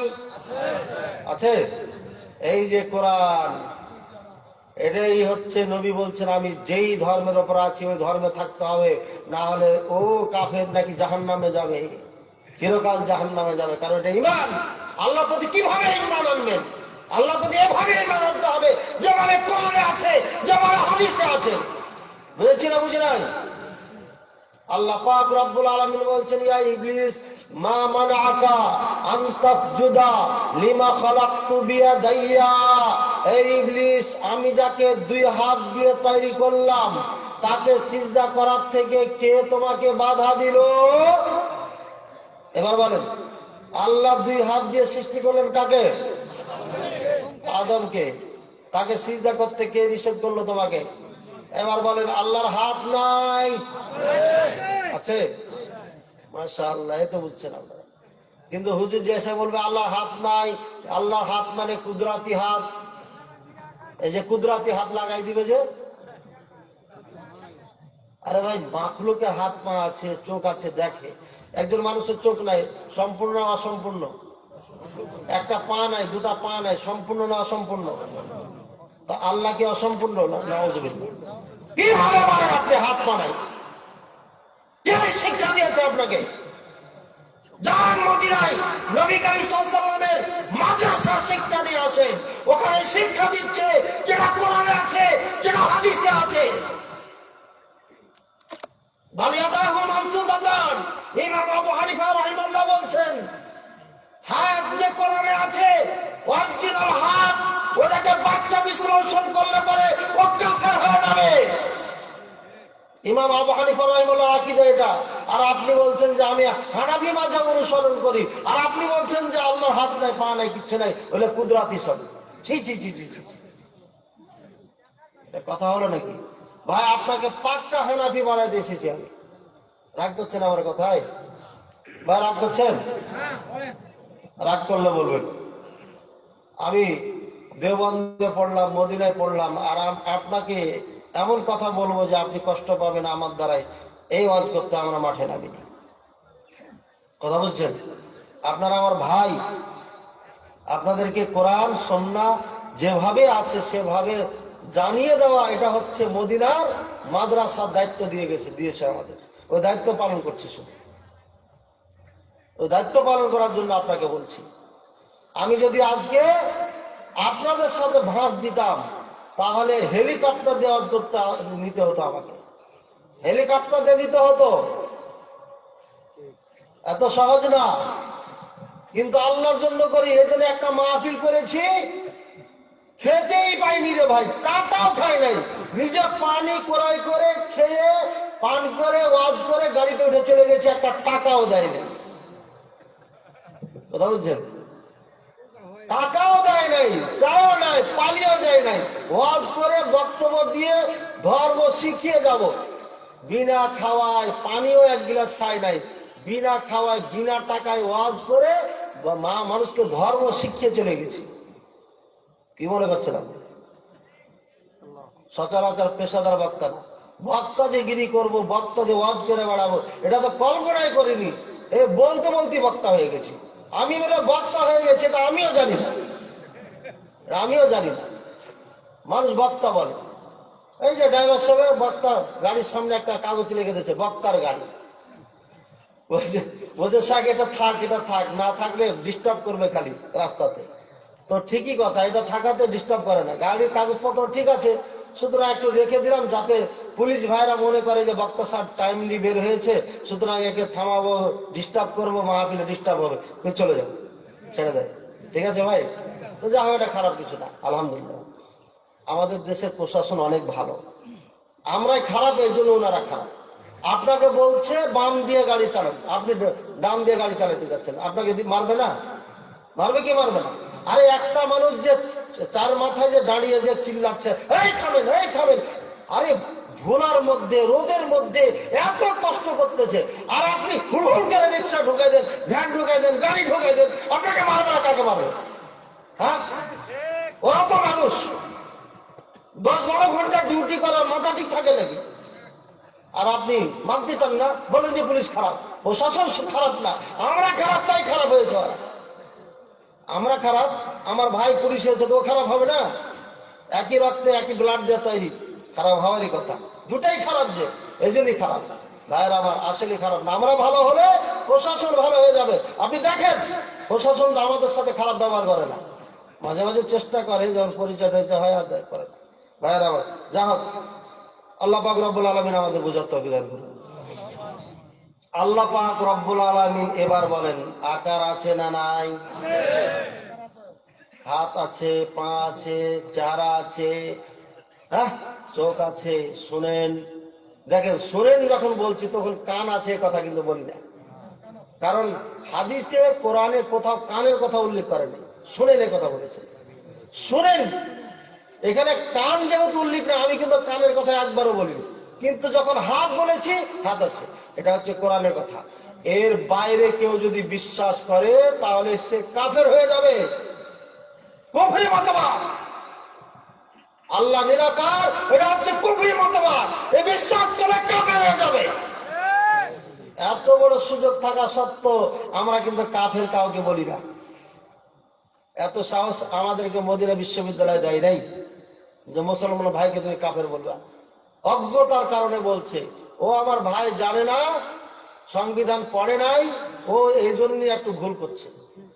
যেদিন জানবে সেদিন আর ভুল করবে না। তারপরও যদি সে না মানে জেনে শুনে, তাহলে ওকে আল্লাহর মাঝে আর ওকে ছেড়ে দেবো, আল্লাহ আর ফয়সালা করবে। ঠিক না ঠিক? আমি কি দারোগা নাকি পিটাই পিটাই আপনাকে মানাবো? না, রাস্তা আলাইহিম বিবসাইতিন, নবীকে বলছো তুমি দারোগা না, তো আমি আবার কেটা? ভাইয়ের আবার আল্লাহ নবী সাল্লাল্লাহু আলাইহি ওয়াসাল্লাম চেষ্টা করেছেন, লাআল্লাকা বাখিউন নাফসাকা আলা আসারিহিম, মুনাজ্জাতের জন্য জীবন তুমি দিয়ে দিবা। তোমাকে জীবন দিতে বলি নাই, বললিন আন্নি ওয়ালা আয়া, একটা হুকুম দিয়েছি ওটা পৌঁছে দাও, মান না মান ওদের কাজ, ওটা বাকিটা আমি দেখে নেব। একটা হাতুড়া রেখেছি, মারবে, বিশাল বড় পাহাড়ে মারলে পারে মাটির সাথে মিশে যাবে, ধুলা হয়ে যাবে। আরে হাতুড়ি আমি কি এমনি কবরে রেখেছি? এই ঠ্যাঁঠা বাঙালিকে পিটানোর জন্য রেখেছি। সুতরাং আপনাকে অত চেষ্টা করার দরকার নেই। কথা বলছেন, বাঙালি খুব খারাপ রে ভাই, এই জন্য ভাষা গেলা মাঝে মাঝে করতে হয়। স্পষ্ট করে বোঝানোর পরও বুঝতে চাই না। এই বাপদাদা এত বড় বড় খুঁজে সবাই ভুল করলো। এই ভাইয়েরা, আমি দাওরা হাদিস দেওবন্দ থেকে শেষ করে এরাবিয়ানদের কাছে 8 বছর পড়লাম, ও কি সারা জীবন 8 বছর ভুল পড়লাম নাকি? কি মনে হয় আপনার? ফুলবাড়ি 12 তারিখে মাহফিল ছিল, 11 তারিখে 8 পুকুরের নাম বলে দিচ্ছে। 8 পুকুর চিনেন তো? জিজ্ঞাসা করবেন, হুজুররা বলে মাহফিল হতে দিবে না। যাওয়ার পরেই আমি বললাম, সব হুজুর এসে দখল করেছে, ঠেকাবে আমাকে। কর্তৃপক্ষ ভয়ে স্টেজে নিচ্ছে না আমাকে, সব হুজুর এখানে লোড হয়ে গেছে। আমি বললাম, আরে চলেন না, কেন ভয় করছেন? আপনি জোর জুলুম করে শেষ পর্যন্ত যা নিয়ে আসে। নিয়ে আসার পরে বললাম, এই কে আমার মুফতি আছে, মুহাদ্দিস আছে এখানে, আমার বক্তব্য বাধা দেওয়ার জন্য থানায় গেছে, কে এত শিক্ষা অর্জন করে এসেছে? আজকে ওই মূল সাথে লেখাপড়া আছে। ভাইয়ের আমার হুঙ্কার যখন মেরেছি আর জোরে বলেছি, আল্লাহর কসম খেয়ে বলছি, আমার বক্তব্য বন্ধ করার জন্য যে থানায় গেছে তার বিচার আল্লাহর কাঠগড়ায় হবেই হবে, কোনো সন্দেহ নাই। আল্লাহ সাক্ষী আছেন, হুজুর ক্ষমা চেয়েছেন, বলছেন যে আমি আপনার বিপক্ষে গেছিলাম, কে জানে আপনি ওই মাদ্রাসার ছাত্র, এটা জানলে বাধা দিতাম। কথা বলছেন? বিসমিল্লাহ।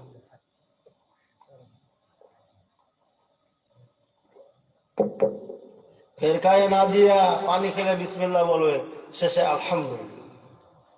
এক কাজে দুই কাজ হয়ে গেল না? আর দেখবেন যে ফেরকায়ে নাজিয়ার শিক্ষা যার নাই, ঢাক ঢাক করে পানি খাচ্ছে, চা খাচ্ছে, ও বিসমিল্লাহ নাই আলহামদুলিল্লাহ। ওরে স্টেজে ও আমল করে না, তো ঘরে কি আমল করবে? খালি হাবা খাবা লাগাইলে কি আল্লাহ হয়ে যায় নাকি? হ্যাঁ, নবী করিম সাল্লাল্লাহু আলাইহি ওয়াসাল্লাম লাগাইতেন, ভালো পোশাক পরে আসতেন, তাই ভালো পোশাক পরে আসছি আপনাদের সামনে। কথা বুঝছেন? তাকওয়াতে এখানে রিক্সা চালক আমার থেকে ভালো হতে পারে। ভাইয়ের আমার, এবার কি বুঝেছি? আল্লাহ রাসূল সাল্লাল্লাহু আলাইহি ওয়াসাল্লাম সাহাবায়ে কেরাম যে ধর্মের উপরে ছিল সেই ধর্মের একটা হচ্ছে রে ভাই, আল্লাহ পাক রব্বুল আলামিন সব জায়গায় বিরাজমান। ঠিক থেকে আছেন, একজন পাওয়া গেছে, দুইজন। আল্লাহ সব জায়গায় বিরাজমান। এই আকীদার উপরে সাহাবায়ে কেরাম আল্লাহ রাসূল সাল্লাল্লাহু আলাইহি ওয়াসাল্লাম ছিলেন না? আল্লাহ কোথায় আছেন? আর রহমানু আলাল আরশি ইস্তাওয়া, আল্লাহ আরশের উপরে আছেন। আল্লাহ উপরে আছেন এই মর্মে কোরআনে কয়টি আয়াত আছে বলতে পারবেন?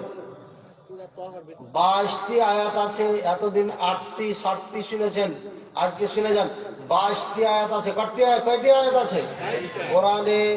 1 নয় 2 নয়, আল্লাহ উপরে আছেন এই মর্মে 22টি আয়াত আছে। আল্লাহ সব জায়গায় বিরাজমান এই মর্মে একটিও আয়াত নাই, একটিও নাই। বলবেন হুজুর আপনি কেমন কথা বললেন, মদিনা দেওবন্দ সবই শুনাইলেন কিন্তু কোরআন পড়েন নাই। জি পড়েছি। ওয়াহুয়া মাকুম, ও তোমাদের সাথী আছেন। কেটা? আল্লাহ। আইনামা তুওয়াল্লু ফাসাম্মা ওয়াজহুল্লাহ। হুজুর আপনাকে আয়াত পড়বে, যেদিকেই চারা করো, যেদিকেই মুখ করে নামাজ পড়ো, সেদিকেই আমার চেহারা আছে। আল্লাহ কোরআন আয়াত এটা বলবে আপনাকে, মানে কি আল্লাহ সব দিকে আছে। আচ্ছা হ্যাঁ, যেদিকেই দেখো ওদিকেই আমাকে পাইবা, এই কথা কি এটা বুঝায় যে আল্লাহ সব জায়গাতে আছে? হ্যাঁ, হাদিস জানে না তাই হুজুরের কথা বলতেছেন।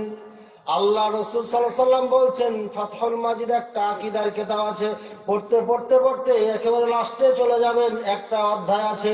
এই অধ্যায়ে শুধু আসমান জমিনের পরিচয় দিয়েছে। ওই অধ্যায়ে বলা আছে মাসসামাওয়াতুস সাবউ ওয়াল আরাদিনাস সাবউ ফি কাফির রহমান কাখারদালাতিন ফি ইয়াদি আহাদিকুম। এই আমার উম্মতরা শুনে নাও, তোমরা কি জানো 7 আসমান 7 জমিন আল্লাহর নিকটে কেমন? আল্লাহর নিকটে 7 আসমান 7 জমিনটা তোমাদের হাতে সরিষার দানা যেমন তেমন। সরিষার দানা যেদিকে সেদিকে আপনি আছেন না নাই? সরিষার দানা সামনে চারিদিকে আপনি আছেন না নাই? সরিষার দানার উপরে একটা প্রাণী যদি থাকে আর ও যদি এদিকে এদিকে চারিদিকে তাকায়, আমাকে পাবে না? পাবে না? পাবে না? পাবে না? আসমান জমিন সব কিছু আল্লাহর কাছে একটি সরিষার দানার মতো ভাইয়েরা আমার। সুতরাং আল্লাহ পাক রব্বুল আলামিন সব কিছুই দেখতেছে। আল্লাহ কিয়ামত হওয়ার জন্য সময় লাগবে না, একটা খালি টিপ দিবে সরিষার দানা, খালি একটু এভাবে একটু চালান দিবে, দুনিয়াটা এমন ভাবে নিশ্চিন্ন হয়ে যাবে, আসমান জমিন কিচ্ছুই খুঁজে পাবেন না। আল্লাহ আল্লাহ এত ক্ষমতা পান। আল্লাহর গজব এসেছে চীনে, করোনা ভাইরাস। করোনা নাম কি? মানে করোনা করিও না। চীনের মুসলমানদেরকে 70 বছর থেকে এই চীনের জনগণ সরকার, এই জান সরকার যেভাবে নির্যাতন করেছে, পৃথিবীর ইতিহাসে এত কঠিন নির্যাতন কখনো কেউ করে নাই। হিটলারকে হার মানিয়েছে, পৃথিবীর সমস্ত শাসককে এই জলেন চীন সরকার আপনার হার মানিয়েছে। এই মুসলমানদেরকে তার কাটার আপনার খাঁচা তৈরি করে ওর ভিতরে ভরে রেখেছে, আর ওই খাঁচাটা এই টেবিল থেকে বেশি উঁচা না, ও বসতে পারে না, দাঁড়াইতে পারে না, মাসের পর মাস এখানে উলঙ্গ করে রাখা হয় তাকে। এই জয়েন চীনের সরকারের কাজ করেছে। এই জন্য আল্লাহর পক্ষ থেকে এই করোনা ভাইরাস একটা আল্লাহর সৈনিক এসে আল্লাহর কত সৈনিক আছে কেউ জানে না আল্লাহ ছাড়া। এই তোমরা কি দেখো না, এই যে খালে উকুন আছে না মাথায়, এই উকুনটা আল্লাহ সৈনিক। মুসা আলাইহিস সালামের কওমের সাথে যখন গাদ্দারি করলো ফেরাউন, তখন তাদেরকে উকুন দিয়ে দিল। মাথায় উকুন, চোখে উকুন, মুখে উকুন, শরীরে উকুন, খাড়াতে উকুন, প্লেটে উকুন। উকুন হলো সর্ব বিছানা আর সর্ব শরীরে যেখানে যায় উকুন আর উকুন। বলছে মুসা এবার দোয়া করে দাও আমরা ঈমান আনবো, উকুনটা পালিয়ে যায় জেনে। দোয়া করলেন, উকুন চলে গেল। তারপরে ঈমান আনে নাই, বলছে আর না হলে আর একটা দিন। তারপরে মোল্লা দিয়ে দিল আপনার কি ভাই, ছাড় পোকা। ছাড় পোকা জানেন তো, ছাড় পোকা বিছানাতে, খানাতে, প্লেটে, বাড়িতে, গাড়িতে, সব জায়গায় খালি ছাড় পোকা, ছাড় পোকা। এরপরে আল্লাহ দিল ব্যাং, প্যাপুং প্যাপুং শুরু করে দিলে। কানে তালা, ঘুমাইতে পারে না, চলতে পারে না। এখানে যদি 10টা বড় বড় ব্যাং গুলো আসে, আর যদি শুরু করে, মাহফিল চলবে? আল্লাহ সৈনিক, এগুলো সব সৈনিক আল্লাহ, সব কিছুই সৈনিক আল্লাহ। আগুন বাতাস সব কিছুই সৈনিক। আল্লাহু আকবার। যেদিন অর্ডার করবে সব কিছু ধ্বংস করে দিবে। শুধু মশা দিয়ে ডুমরুমকে ধ্বংস করেছেন আল্লাহ পাক রব্বুল আলামিন। তায়রান আবাবিল, ঝাঁকে ঝাঁকে পাখি। যুদ্ধ বিমান কেমনে তৈরি করতে হবে আল্লাহ দেখিয়ে দিয়েছেন। ঝাঁকে আবাবিল মানে কি? পাখি না, ঝাঁকে ঝাঁকে। তায়রান মানে পাখি, তায়রান আবাবিল, ঝাঁকে ঝাঁকে পাখি আসতেছে। লাইন ধরে কাতার করে করে সুন্দরভাবে সাজানো। এত সুন্দর সাজানো, মনে হচ্ছে কেউ যেন হাত দিয়ে সুতা দিয়ে তাদেরকে স্ট্রেট করতেছে। ঠোঁটে একটা পাথর বোমা, দুই পায়ে দুটা বোমা, ঠুস করে মাথায় মারতো, মাথা দিয়ে, পা দিয়ে, পাছা দিয়ে বের হয়ে চলে যাইতো সোজা বাংলা। এমন বোমা এই কাফেররা দেখছে। আবাবিল, তায়রান আবাবিল যেভাবে হামলা করে আব্রাহার গোষ্ঠী খতম করে দিয়েছে, আমরা বোমা তৈরি করব ওইভাবে বোমা প্লেন দিয়ে জেনে বোমা নিক্ষেপ করে করে মুসলমানদেরকে ধ্বংস করতে পারি। ওই আব্রাহার প্রতিশোধ নেওয়ার জন্য কাফেররা যুদ্ধ বিমান তৈরি করে আজকে আমাদের উপরে বোমা ফেলতেছে। মুসলমান সরকার যারা আছে, খায় দায় আনন্দ ফুর্তি লাঠি লাঙ্গা দিয়ে হইচই করান। আপনারা এই সন্তানদেরকে কাজে লাগাচ্ছেন না, যার কারণে মুসলমানরা মার খাচ্ছে। কিয়ামতের দিন আল্লাহর কাঠগড়ায় দাঁড়িয়ে আপনার হিসাব দিতে হবে, বুঝছেন? হিসাব দিতে হবে। মেডেলিস্টকে এত টাকা আল্লাহ দিয়েছে, খেতে খেতে খেতে পেট এই হয় বেড়েছে, একটা হাঁটতে পারে না, কথা বলছেন? খাই গরুর মতো টাকা। আরো ওদেরকে কি করবো? এই যে বাউল টাউল আছে না, বাউল টাউল গাউল, হ্যাঁ, একটা নর্তকীকে নিয়ে আসে, নাচায়, গান গায় আর টাকা ছিটাচ্ছে। ফকিরের বাচ্চা, ফকির টাকা ছিটিয়ে ছিটিয়ে দিচ্ছে। ফকিরের বাচ্চা যদি অবস্থা হয়, ওরা তো কোটি কোটি টাকা মালিক, ওরা তো করবি এটা। হ্যাঁ, আল্লাহ আকবার, কি অবস্থা! তাদেরকে কি বলবো ভাই? মুসলমানদের পতন এই জন্য এসেছে। আল্লাহ পাক রব্বুল আলামিন কোথায় আছেন? এই ধর্মের উপরে আল্লাহ, রাসূল ছিলেন, সাহাবায়ে কেরাম ছিলেন।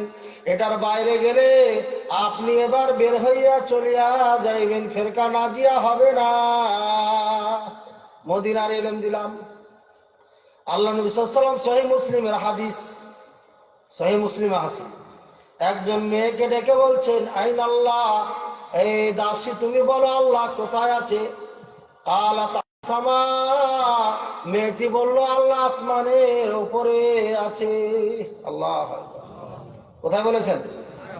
আসমানের উপরে। তারপর আরেকটা মান আনা, আমি কেটা? মেয়েটি বলছেন, তা রাসূলুল্লাহ, আপনি আল্লাহর রাসূল। এবার আল্লাহ নবী সাল্লাল্লাহু আলাইহি ওয়াসাল্লাম বলছেন, আতিখা ফাইন্নাহা মুমিনা, এই মালিক তুমি দাসীটিকে স্বাধীন করে দাও, কেননা এটা মুমিনা মেয়ে। মেয়েটা যদি বলতো আল্লাহ সব জায়গায় বিরাজমান, আল্লাহ নবী সাল্লাল্লাহু আলাইহি ওয়াসাল্লাম কি বলতেন, ও মুমিনা মেয়েকে স্বাধীন করে দাও? বলতেন?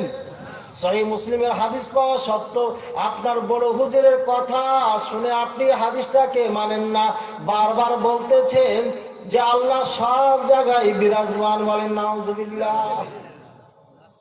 আজ থেকে আর বলবেন ভাইয়ারা আমার, আহলুস সুন্নাহ ওয়াল জামাত এই দলটাকে বলে যে দলটা সাহাবায়ের পথ ধরে চলে। এটাই সাহাবায়ে কেরামদের পথ।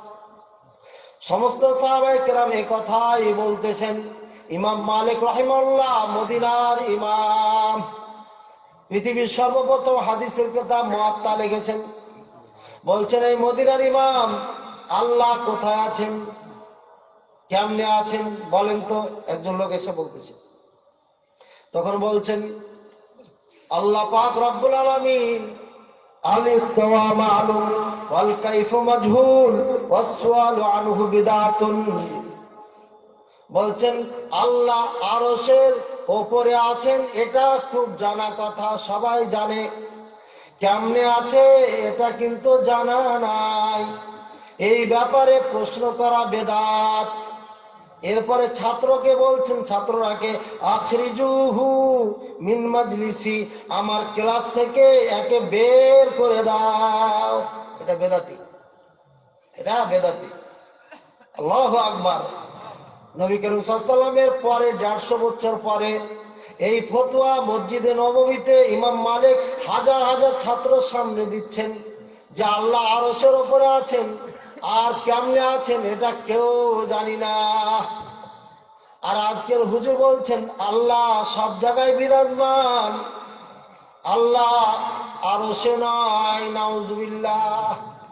ইমাম আবু হানিফা রাহিমাহুল্লাহ বলেছেন, ভাইরা কেউ যদি মনে করে, সন্দেহ করে আল্লাহ কোথায় আছে আমি জানি না, তাহলে ও পাক্কা সাচ্চা কাফের। কে বলেছেন? কেউ যদি খালি এই কথা মনে করে যে আল্লাহ কোথায় আছে জানি না, যদি কেউ বলে আল্লাহ কোথায় আছে জানি না, তাহলে ও পাক্কা সাচ্চা কাফের। কার ফতোয়া এটা? আবু হানিফা রাহিমাহুল্লাহ। আবু হানিফা রাহিমাহুল্লাহর কথা। আপনাকে পাক্কা হানাফি বানাতে এসেছি ভাই। আবু হানিফা রাহিমাহুল্লাহ সকল মুসলমানদের ইমাম। শুধু আপনি কাড়ি নেবেন কেন? কে আপনাকে অধিকার দিয়েছে? সর্বপ্রথম আমার ইমাম। খালি দাবি করলে হবে? সর্বপ্রথম আমার ইমাম। ইযা সাহাল হাদিস ফাহুয়া মাযহাবি।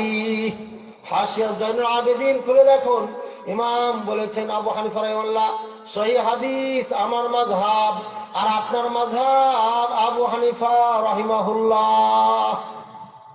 ইমামের কথার সাথে আপনার কথা মিল আছে নাকি? আছে?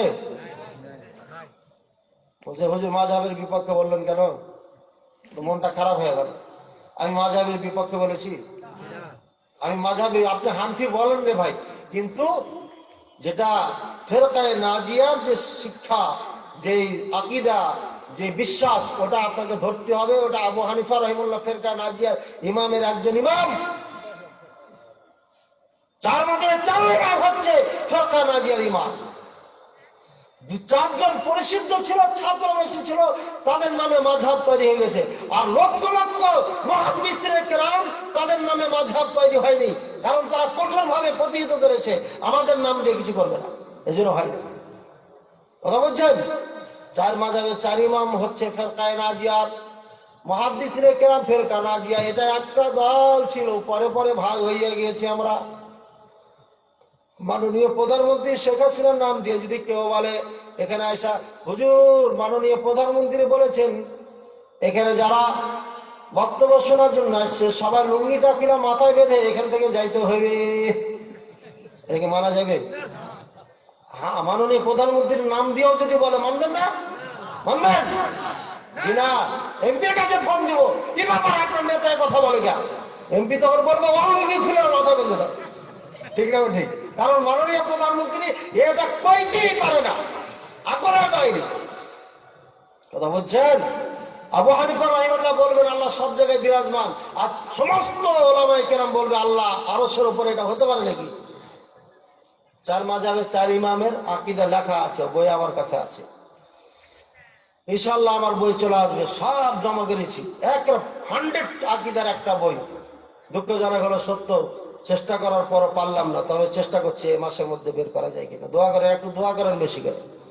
আজকে শেষ দেখা দেখে এসেছি, তারপর আবার 2-1 বার দেখবো ইনশাআল্লাহ। ভাইয়ের আমার, এই হচ্ছে আহলুস সুন্নাহ ওয়াল জামাতের আকীদা। আমানতু বিল্লাহ, আল্লাহর প্রতি ঈমান এনেছি, যেমনি কোরআন হাদিসে আছে ওইভাবে ঈমান আনতে হবে। ঠিক আছে? এবার রাসূলের প্রতি ঈমান আনতে হবে, তাই না? রাসূলের প্রতি নবী করিম সাল্লাল্লাহু আলাইহি ওয়াসাল্লাম বলছেন, এই আমার সাহাবীরা শোনো, আমি কিন্তু নূরের তৈরি, আমার বাপ কিন্তু মাটির তৈরি। বলেছেন? তাহলে কি বলেছেন? ওই যে সাহাবীরা শোনো, আমি কিন্তু মাটির তৈরি, কিন্তু তোমাদের মেয়েরাকে, তোমাদের বোনেরাকে, তোমাদের খালা ফুপুরাকে বিয়ে করবো যারা মাটির তৈরি। বলেছেন? পাগলে কয় নাকি, ছাগলে খায় নাকি? নবী হলো নূরের তৈরি, স্ত্রী হলো মাটির তৈরি। নবী হলো নূরের তৈরি, মা হলো মাটির তৈরি। নবী হলো নূরের তৈরি, বাপ হলো মাটির তৈরি।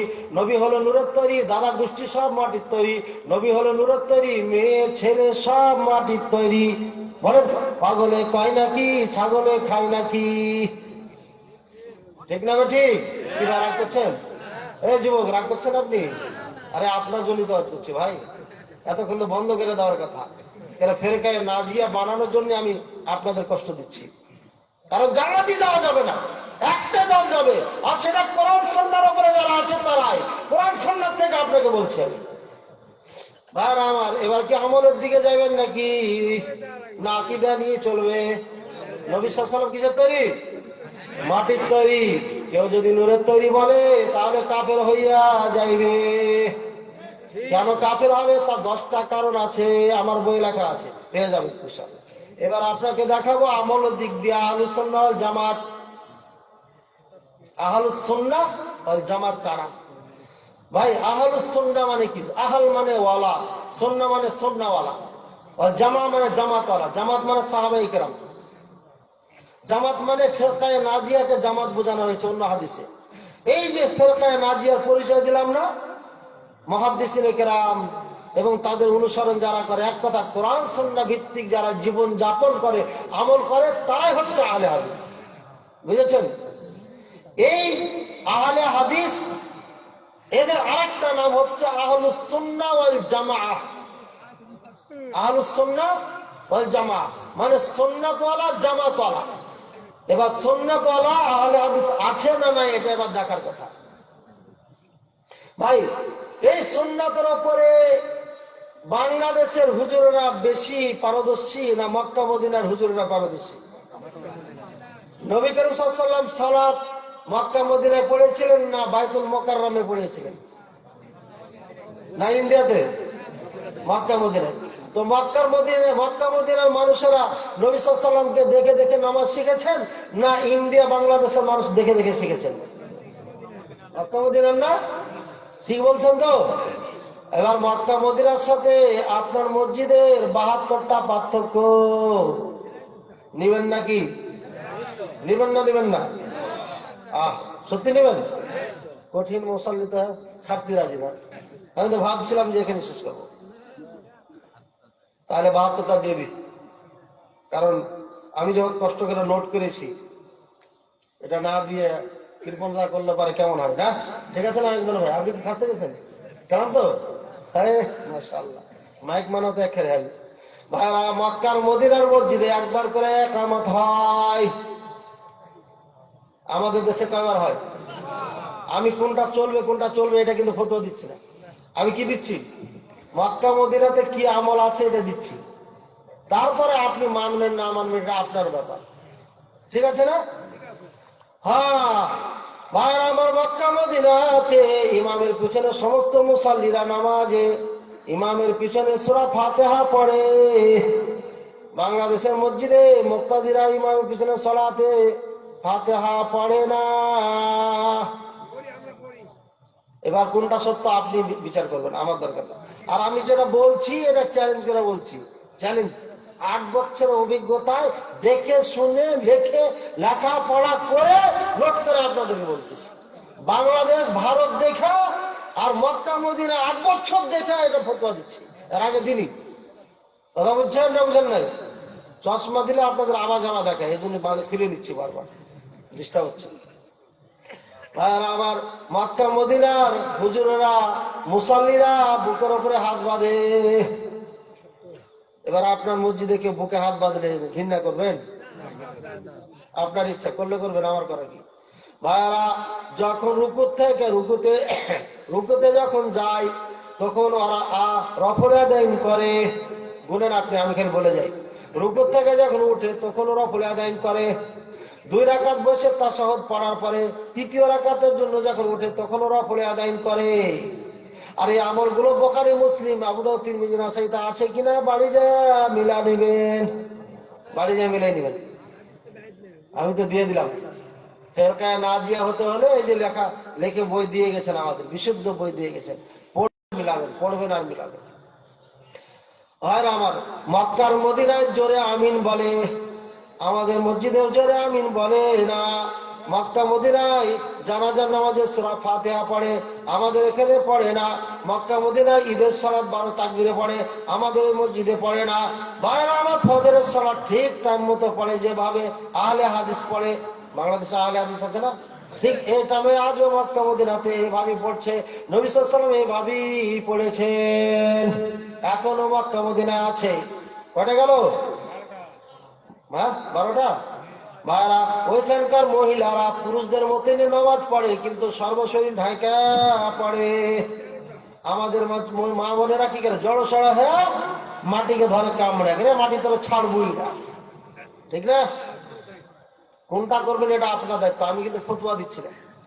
কে এসে বলবে যে 72টা পার্থক্য দেখা গেছে, কেমনটা থাকে?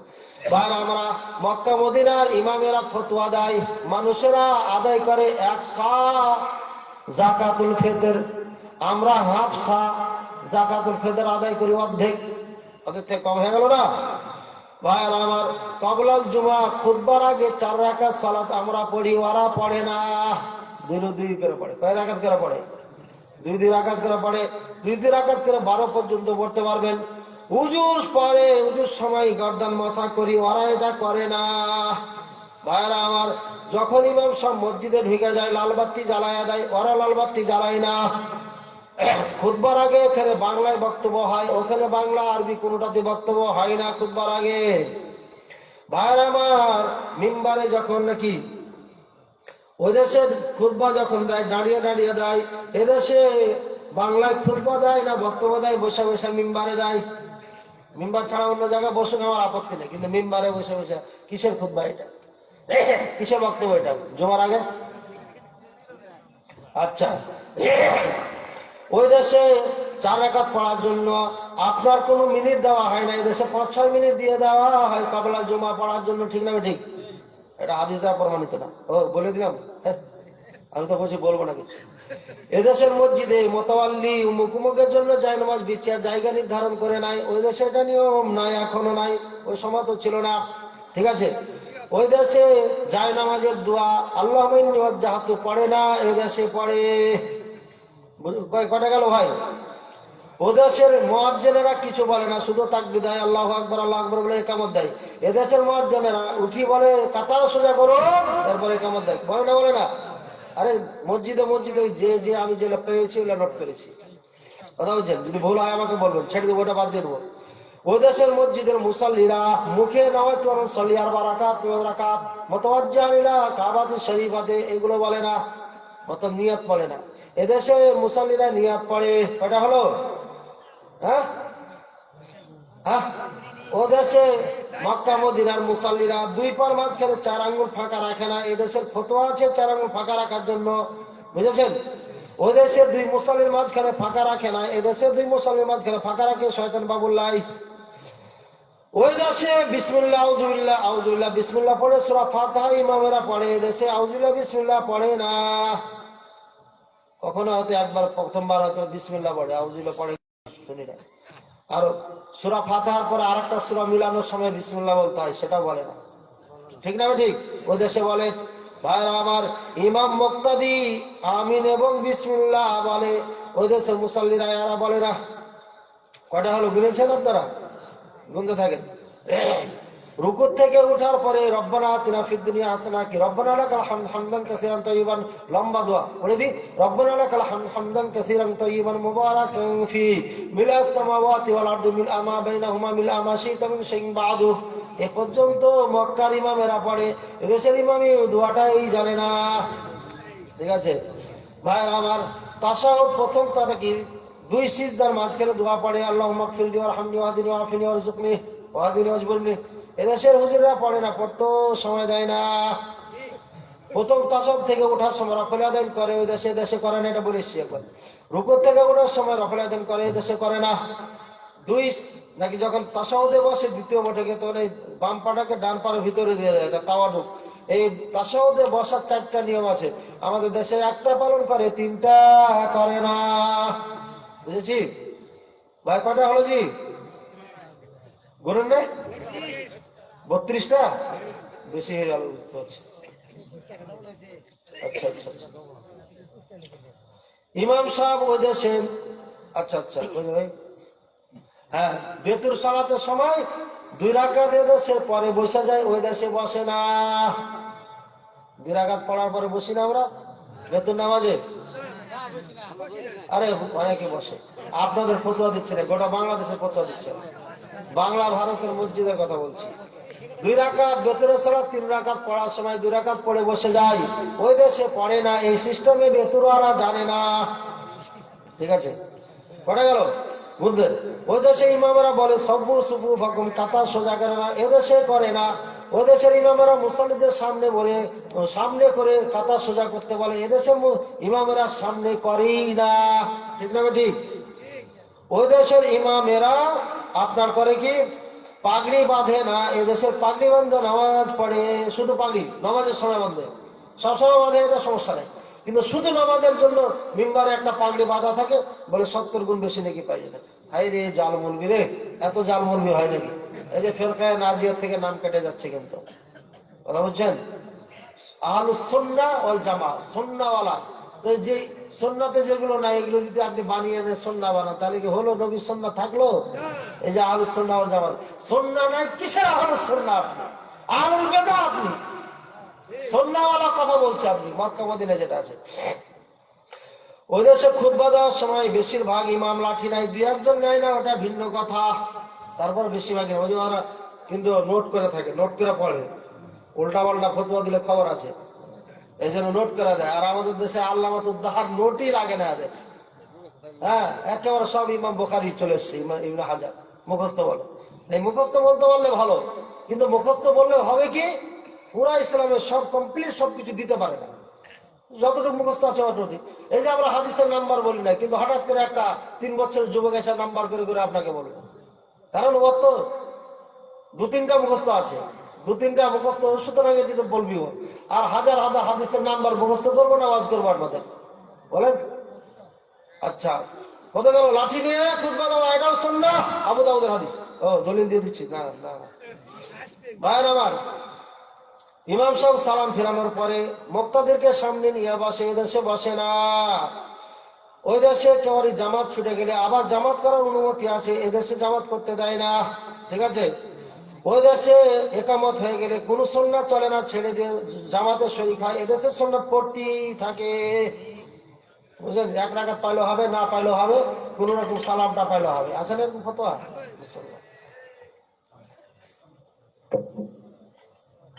এটা বেশি ঠান্ডা হয়ে গেল দেখছি। আচ্ছা, ওই দেশে মরণের পরে কোন মৃত্যু ব্যক্তির নামাজের কাফারা নাই, এদেশে নামাজের কাফারা আদায় করে। আমার এলাকায় করেছে, তাই নোট করেছে, 6 লক্ষ টাকা আদায় করেছে।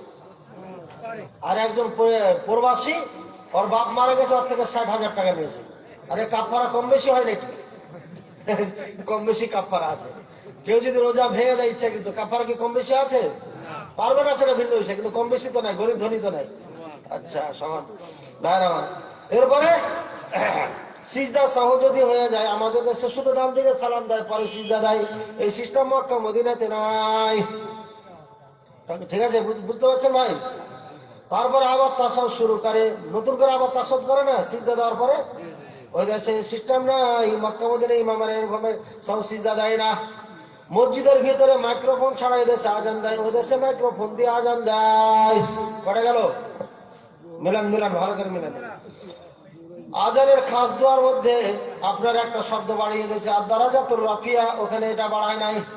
আমাদের দেশে হুজুর আরবি বেশি জানে তো, এরা দোয়ার মধ্যে ঢুকেছে, মানে কোন জায়গাতে ফাঁকা রাখে না। এ ভাই উঠলেন কেন? আরে আমি না উঠলে আপনার উঠবেন। আমি প্রতিদিন চিল্লাই আর আপনি একদিন বসতে পারবেন না? আল্লাহ আপনাদেরকে হিসাব নেবে না যে বক্তা প্রতিদিনই করছে? আমি 72টা শেষ করে দিই, তারপরে শেষ হয়ে যাবে। তারপরে একটা ভালো কথা আছে না, কি বলেছিলাম? একটা ভালো কথা বলেছিলাম না, এটা সুসংবাদ আছে, থামেন না, এটা শেষ করি, তারপরে তাড়াহুড়া করছেন কেন? আজানের পরে ওই দেশে দুরূদ পাঠ করে নবী করিম সাল্লাল্লাহু আলাইহি ওয়াসাল্লামের যে উপরে, এদেশে পাঠ করে না, অথচ সহিহ মুসলিমের হাদিস। জোহর ইহতিয়াতি সতর্কমূলক জোহর পড়ে, ওই দেশে পড়ে না, এই দেশে পড়ে। কাজাই উমরি ওই দেশে পড়ে না, এই দেশে পড়ে। তারপরে মহিলাদেরকে মসজিদে ওই দেশে নিষেধ করে না যেতে, এদেশে মসজিদে যাওয়াই নিষেধ। ওই দেশে সম্মিলিত মোনাজাত চলে না, এই দেশে সম্মিলিত মোনাজাত চলে। মোনাজাতের পরে মুখে হাত মশা করে না, একা একা করলে করবেন, যত পারেন করবেন, ঠিক আছে, কিন্তু মুখে হাত মশা এটা দুর্বল হাদিস, এটা করে না। ওই দেশে করে না, এই দেশে করে। ওই দেশে সাবানের সলাতুল আলফি 1000 সলাত আছে, এদেশে নাই। নাকি এদেশে আছে, ওই দেশে নাই। সবে বারাত এদেশে আছে, ওই দেশে নাই। তারপরে সবে মেহরাজ, মেহরাজের রাত্রি ওই দেশে পালন করে না, এই দেশে পালন করে। ওই দেশে মিলাদ কিয়াম নাই, এদেশে মিলাদ কিয়াম আছে। ওই দেশে ঈদুল মিলাদুন নবী নাই, এদেশে ঈদুল মিলাদুন নবী আছে। এদেশে খতমে ইউনুস আছে, ওই দেশে নাই। এদেশে খতমে জালালি আছে, ওই দেশে খতমে জালালি নাই। এদেশে আপনার সালাম ফেরানোর পরে দুই দিকে সম্মিলিত মুনাজাত শুরু করে। নবী সাল্লাল্লাহু আলাইহি ওয়াসাল্লামের যে দোয়াগুলো আছে ওই দেশে পাঠ করে, এদেশে পাঠ করে না। তারপরে ওদেশে কোনো মুসল্লি যেভাবে নামাজ পড়ুক কাউকে বের করে না, ঠাট্টাও করে না। এদেশে বের করে দেয়, ঠাট্টা করে, মারপিটও করে, ঠিক না? তারপরে ওই দেশে আওয়াবিনের সালাত মাগরিবে পড়ে না, এদেশে আওয়াবিন নামে এক সালাত মাগরিবে পড়ে, নতুন এটা। আচ্ছা, ওই দেশে মুসল্লিরা খুতবার সময় সালাত পড়ে, এদেশে খুতবার সময় লালবাতি জ্বালিয়ে দেয়, সালাত পড়তেই দেয় না। কিছু কিছু মানুষ মনে করে যে নবী সাল্লাল্লাহু আলাইহি ওয়াসাল্লামের উপরে দুরূদ যদি কেউ পাঠ করে প্রথম তাশাহুদে, তাহলে সাউসিদা দেওয়া ওয়াজিব হয়ে যায়। এদেশে ফতোয়া আছে না, যা তাহিয়াতু লিল্লাহি পড়ার পরে আল্লাহুম্মা সাল্লি আলা মুহাম্মদ বললে আপনার পরে কি হবে, সাউসিদা দিতে হবে। এই মাসালা ওই দেশে নাই, এটা ভুল মাসালা। ভাইয়ের আমার, মসজিদে প্রবেশের সময় আল্লাহর কাছ থেকে, শয়তানের থেকে পানা চাইতে হয় আল্লাহর কাছে, নবী সাল্লাল্লাহু আলাইহি ওয়াসাল্লাম দুরূদ পাঠ করতে হয়। ওই দেশে করে, এই দেশে করে না। তারপরে আপনার 4টি জিনিস থেকে নবী সাল্লাল্লাহু আলাইহি ওয়াসাল্লাম সদা সর্বদাই প্রত্যেকটি নামাজে আল্লাহর কাছে পানা চাইতেন। জাহান্নামের শাস্তির থেকে, কবরের শাস্তির থেকে, তারপরে জীবন মরণের ফিতনা, দাজ্জালের ফিতনা থেকে। এদেশে দোয়াটা শেখানোই হয় না। তারপর আজানের পরে মাগরিবের সময় আপনার 2 রাকাত সালাত আছে, এটা আমরা পড়ি, ওই দেশে পড়ে, এদেশে পড়ি না। সালাতুর রাগাইব নামে সালাত এদেশে পড়ে, ওই দেশে পড়ে না। ইফতার আজান এদেশে দেরি করে দেয়, ওই দেশে দেয় না। সূর্য ঢোকার সাথে সাথে আপনার আজান দেয়। একের চোখে আমরা প্র্যাকটিক্যাল দেখেছি যে সৌদি আরবের আজানটা কখন, সূর্য দেখতেছি ঠাস করে ঢুকেছে, আর সাথে সাথে আজান শুরু হয়েছে। মানে আমার মনে হচ্ছে 1 সেকেন্ডও দেরি করেনি, এত সূক্ষ্ম হবে আর আজানটা দেয়। তারপরে ওই দেশে সাহারির জন্য আজান দেয়, এদেশে সাহারির জন্য ঢোল ঢাল বাজায়, গান গায়, নাচ গায়, অনেক কিছু করে। তারপরে নামাজ ছুটে গেছে জন্য কাফারা, এটা বলেছি না। ও দেশে 1 রাকাত বেতর পড়ে, এটা অনুমতি আছে, এদেশে 1 রাকাত বেতরের কোনো অনুমতিই নাই। ও দেশে 8 রাকাত তারাবি পড়ে, এদেশে 8 রাকাত তারাবি পড়ার কোনো এলাও নাই, ঠিক আছে না? এই বলে আমার এখানে 75টা হয়ে গেছে, এখানেই 75টা হয়ে গেছে। আর আপনারা তো গণনা করেছেন। ভাইরা আমার, এই হলো মক্কার মদিনার সাথে আপনার আমার পার্থক্য। কয়টা পার্থক্য বললাম? 75টা। আমি তো 72 ধরেই আছি, কখন আরো নোট হয়ে গেছে আমি নিজে জানি না। হ্যাঁ, জামাতবদ্ধ সালাতে ইমামের পিছনের মুসল্লিদের সূরা ফাতিহা পড়ার হুকুম সম্পর্কে জানতে চাই। হয়ে গেছে না? মক্কা মদিনার ইমামের পিছনে সমস্ত মুসল্লিরা সূরা ফাতিহা পড়ে। এখন আপনি পড়বেন কিনা, বুখারী কিনা দেখবেন। বিস্তারিত আলোচনার জন্য আপনাকে সহজভাবে বলে দিচ্ছি, আপনার দলিলের দরকার নেই। আবু হানিফা রাহিমাহুল্লাহ মতে সূরা ফাতিহা পড়া মাকরুহ তাহরিমি, মানে কি হারাম। আর 3 ইমামের নিকটে সূরা ফাতিহা পড়া ফরজ।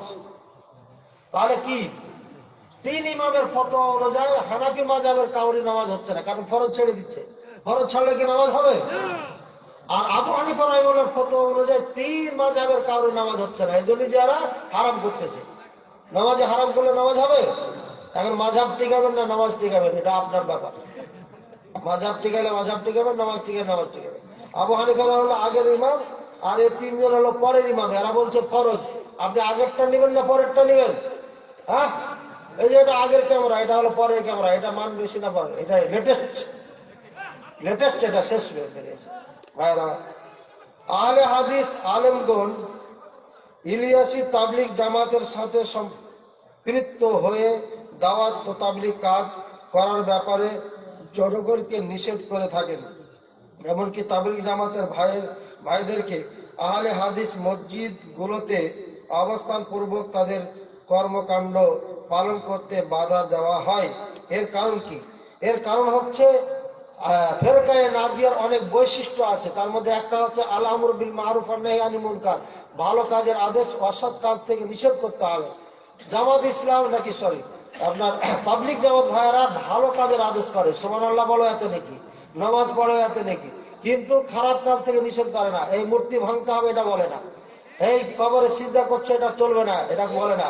আখেরি মোনাজাত, এরপরে আর কোনো মোনাজাত নাই, ওদের মোনাজাত শেষ করে দেয়। টুঙ্গির ময়দানে শেষ করে দিল মোনাজাত, তো আপনি আর কি এদের জায়গা দিয়ে লাভ আছে? তাবলিগ জামাত ভাই রাগ করিয়েন না, আমি 14 বছরের তাবলিগ জামাতের সাথী বলছি। 1400 বছর যদি আপনি দাওয়াত দেন, ইসলামের চারানো উপকার হবে না, শুধু দাড়ি টুপিওয়ালা কিছু পাবেন, বাকি কোনো উপকার হবে না। এত মানুষ তাবলিগ জামাত সমর্থন করেন, তারপরও ন্যাংটা ছবি মোহন সিং এর সেখান থেকে সরাইতে পারলেন না। আপনার এই তাবলিগ দিয়ে কি হবে ইসলামের? হ্যাঁ, ফাজাইলি তাবলিগ করলে পারে আপনার ইসরায়েল পর্যন্ত ভিসা দেয়, আর আমাকে ইন্ডিয়াতে ভিসা দেয় না, পিস টিভিতে বক্তব্য দিতে যাবো তাই আমাকে দেয় না, দেওবন্দে পড়ে আসাও দেয় না, আর আপনাকে ইসরায়েলে ভিসা দেয় না। কি যে আপনার বুঝতে পারেন না, আপনি ফাজাইলি। আপনার মতো মুসলমানদের ইসলামের কোনো উপকার হবে না। আপনার জামাতের ইসলামের সাথে যুদ্ধ করতে গেছে চরমনাই হুজুর, চরমনাই হুজুর নিয়ে গেছে তাসবিহ, আর জামাত ইসলাম নিয়ে গেছে লাঠি। যখন একারো লাঠি দিয়ে শুরু করেছে, বলছে ওরে বাপরে বাপ, পালা তসবিহ দে, পালা কি পালা। প্রথম আমাদের জিজ্ঞাসা করা হয়েছে, আপনারা যুদ্ধ করতে কোথায় যাচ্ছেন? যুদ্ধ করতে যাচ্ছি। তো যুদ্ধ করবেন তো অস্ত্র কই? তখন তসবিহ বের করে দেখাইছে। যখন পিটন শুরু হয়েছে তখন তসবিহ কোথায়? ফেলে দে, পালা। এটা কি হলো? ইসলাম হলো নাকি? হ্যাঁ, যুদ্ধ এভাবে যুদ্ধ হয়? রাগ করলেন?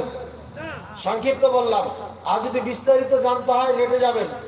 কালিমা লা ইলাহা ইল্লাল্লাহর অপব্যাখ্যা করেছেন সর্বপ্রথমে তাবলিগ জামাত ভাইয়েরা, দিয়ে কালিমাকে ধ্বংস করে দিয়েছেন।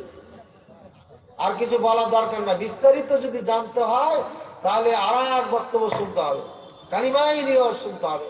এই কালিমা নিয়ে ওয়াজ করতে পারলাম না, ওটা আমি আমার বইয়ে উল্লেখ করেছি, আর আপনাদেরকে আল্লাহ নিয়ে কিছু কথা বলে চলে গেলাম, বুঝছেন? তাবলিগ জামাত যদি খারাপ কাজ থেকে নিষেধ করে, ডাইরেক্ট নিষেধ করে, তাহলে হাজারবার বলতাম তাবলিগ জামাত যেতে হবে। নবী সাল্লাল্লাহু আলাইহি ওয়াসাল্লাম যখন এসেছেন মক্কা, তখন মূর্তির পক্ষে বলেছেন না বিপক্ষে বলেছেন? প্রথমে আপনি হিকমত করতে করতে আপনি 150 বছর কাটাচ্ছেন। আপনার নিউ দিল্লিতে হচ্ছে তাবলিগ মার্কাজ সেন্টার, ওটা সেন্টারও তখন থেকে শুরু হয়েছে। এই বিরিয়ানি অনেক খেয়েছে, আমাকে বুঝাইতে পারবেন না, আমি এগুলো জানি, দেখেছি না বলছি। নিজামুদ্দিন আউলিয়ার মাজার মাত্র 100-150 গজ দূরে, হাজার হাজার মানুষ 24 ঘন্টা সেরেক করছে, সিজদা করছে। আর এখানে হচ্ছে তাবলিগ জামাতে সুবহানাল্লাহ সুবহানাল্লাহ চলছে। বলেন এই তাবলিগ দিয়ে কি লাভ হবে যে আপনার 150 বছর থেকে আপনি নিজামুদ্দিন আউলিয়ার কবরে সিজদা করার থেকে মুসলমানকে বিরত রাখতে পারছেন না?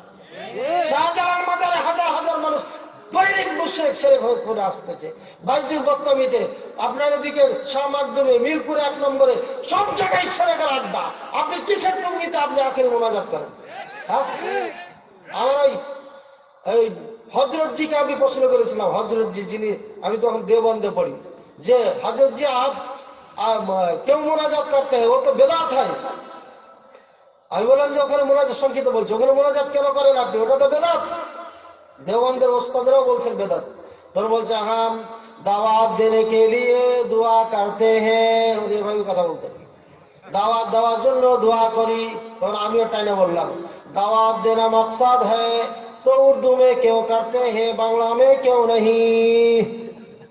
আমি বললাম যদি দাওয়াত দেওয়া উদ্দেশ্য হয় উর্দুতে কেন করেন, বাংলায় কেন করেন না? পরে আর কথা বললেন না। तुम बंगाली हो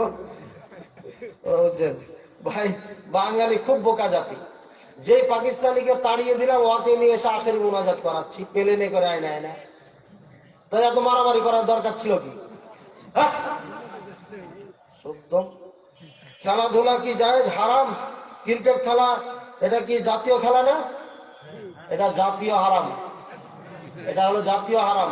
এই ক্রিকেট খেলা পৃথিবীর সব থেকে বড় হারাম খেলা বর্তমানে। জি, আর কি লেখা আছে কিনা? প্রথমে আমার সালাম নেবেন। ওয়ালাইকুম আসসালাম রহমতুল্লাহ বারাকাত। আমি আমার ছেলের কবরের পাশে কি দোয়া পড়বো? জি, আপনি সালাম দিবেন। কবর জিয়ারতে সালাম জানেন না? আসসালামু আলাইকুম ইয়া আলা দিয়ারি কওমি মুমিনিন, এটা জানেন তো? যারা জানেন এই সালাম দিবেন। সালাম দেওয়ার পরে আল্লাহর কাছে দোয়া করবেন, যত পারেন দোয়া করবেন, ওর জন্য দোয়া করবেন। আল্লাহ আমার কবরকে জান্নাতের টুকরা বানিয়ে দাও, জান্নাতের বিছানা বিছিয়ে দাও, জান্নাতের সুগন্ধি দিয়ে দাও, জান্নাতের সব সুখ শান্তি দিয়ে দাও। আল্লাহ, ছোট বাচ্চা যদি হয়, আল্লাহ আমার এই বাচ্চাটাকে আমার জন্য সুপারিশকারী করিয়ে দিও, ওকে আমার জন্য সুপারিশকারী বানিয়ে দিও। ইয়া আল্লাহ, সেদিনে কিয়ামতের দিন আমার সুপারিশ করিয়ে, এটা এই দোয়া করবেন। ছোট ছোট মারা যায় না, ওদের জন্য এই দোয়া করবেন। সব দোয়া আছে, এই লামাযাবি হুজুরদের থেকে শিখে নেবেন, ওরা সব জানে।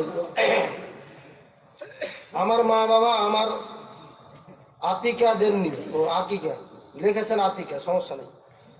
আমার দোয়া কি আমার মা বাবা কবরের কাছে কি পৌঁছবে? জি, বাপমার জন্য দোয়া করবেন, এটা তো পৌঁছবে। সাতটা জারিয়া তিনটা থাকবে, তার মধ্যে নেক সাওয়ালাদুন সালিহুন ইয়াদউ লাহু, নেক সন্তান, যে সন্তান দোয়া করে।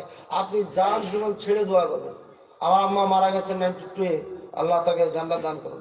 আমার যখনই মনে পড়ে তখনই দোয়া করি, চলতে ফিরতে উঠতে বসতে সব সময় আপনারা দোয়া করবেন। আর রব্বির হামুমা কামা রব্বায়ানি সগীরা, আমি যতক্ষণ না বলি ততক্ষণ সালাম ফিরি না। এই জন্য আমার মনে হয় আমার আব্বা এখনো বেঁচে আছেন, সুস্থ আছেন আলহামদুলিল্লাহ। আম্মা মারা গেছেন, আল্লাহ যেন জান্নাতুল ফেরদাউস আমাকে দান করেন, আপনাদের আম্মাকেও যেন আল্লাহ জান্নাতুল ফেরদাউস আমাকে দান করেন। আমি যদি আউয়াল ওয়াক্তে সালাত আদায় করি তাহলে কি জামাতের নেকি থেকে বঞ্চিত হব? একা একা পড়লে জামাতের নেকি থেকে বঞ্চিত হবেন, এটা সত্য। তবে বিশুদ্ধ হাদিসের উপর আমল করেছেন, যদি আপনার মসজিদে দেরি করে নামাজ পড়ে, এখন দেরি করে নামাজ যদি পড়ায় তা আপনি কি করবেন? আউয়াল টাইমে আপনি ঘরে সালাত পড়ে নেবেন, পরে আবার জামাতও পড়বেন, এটাই হাদিস, সহিহ মুসলিম। মৃত ব্যক্তিদের জন্য জীবিতদের করণীয় কি?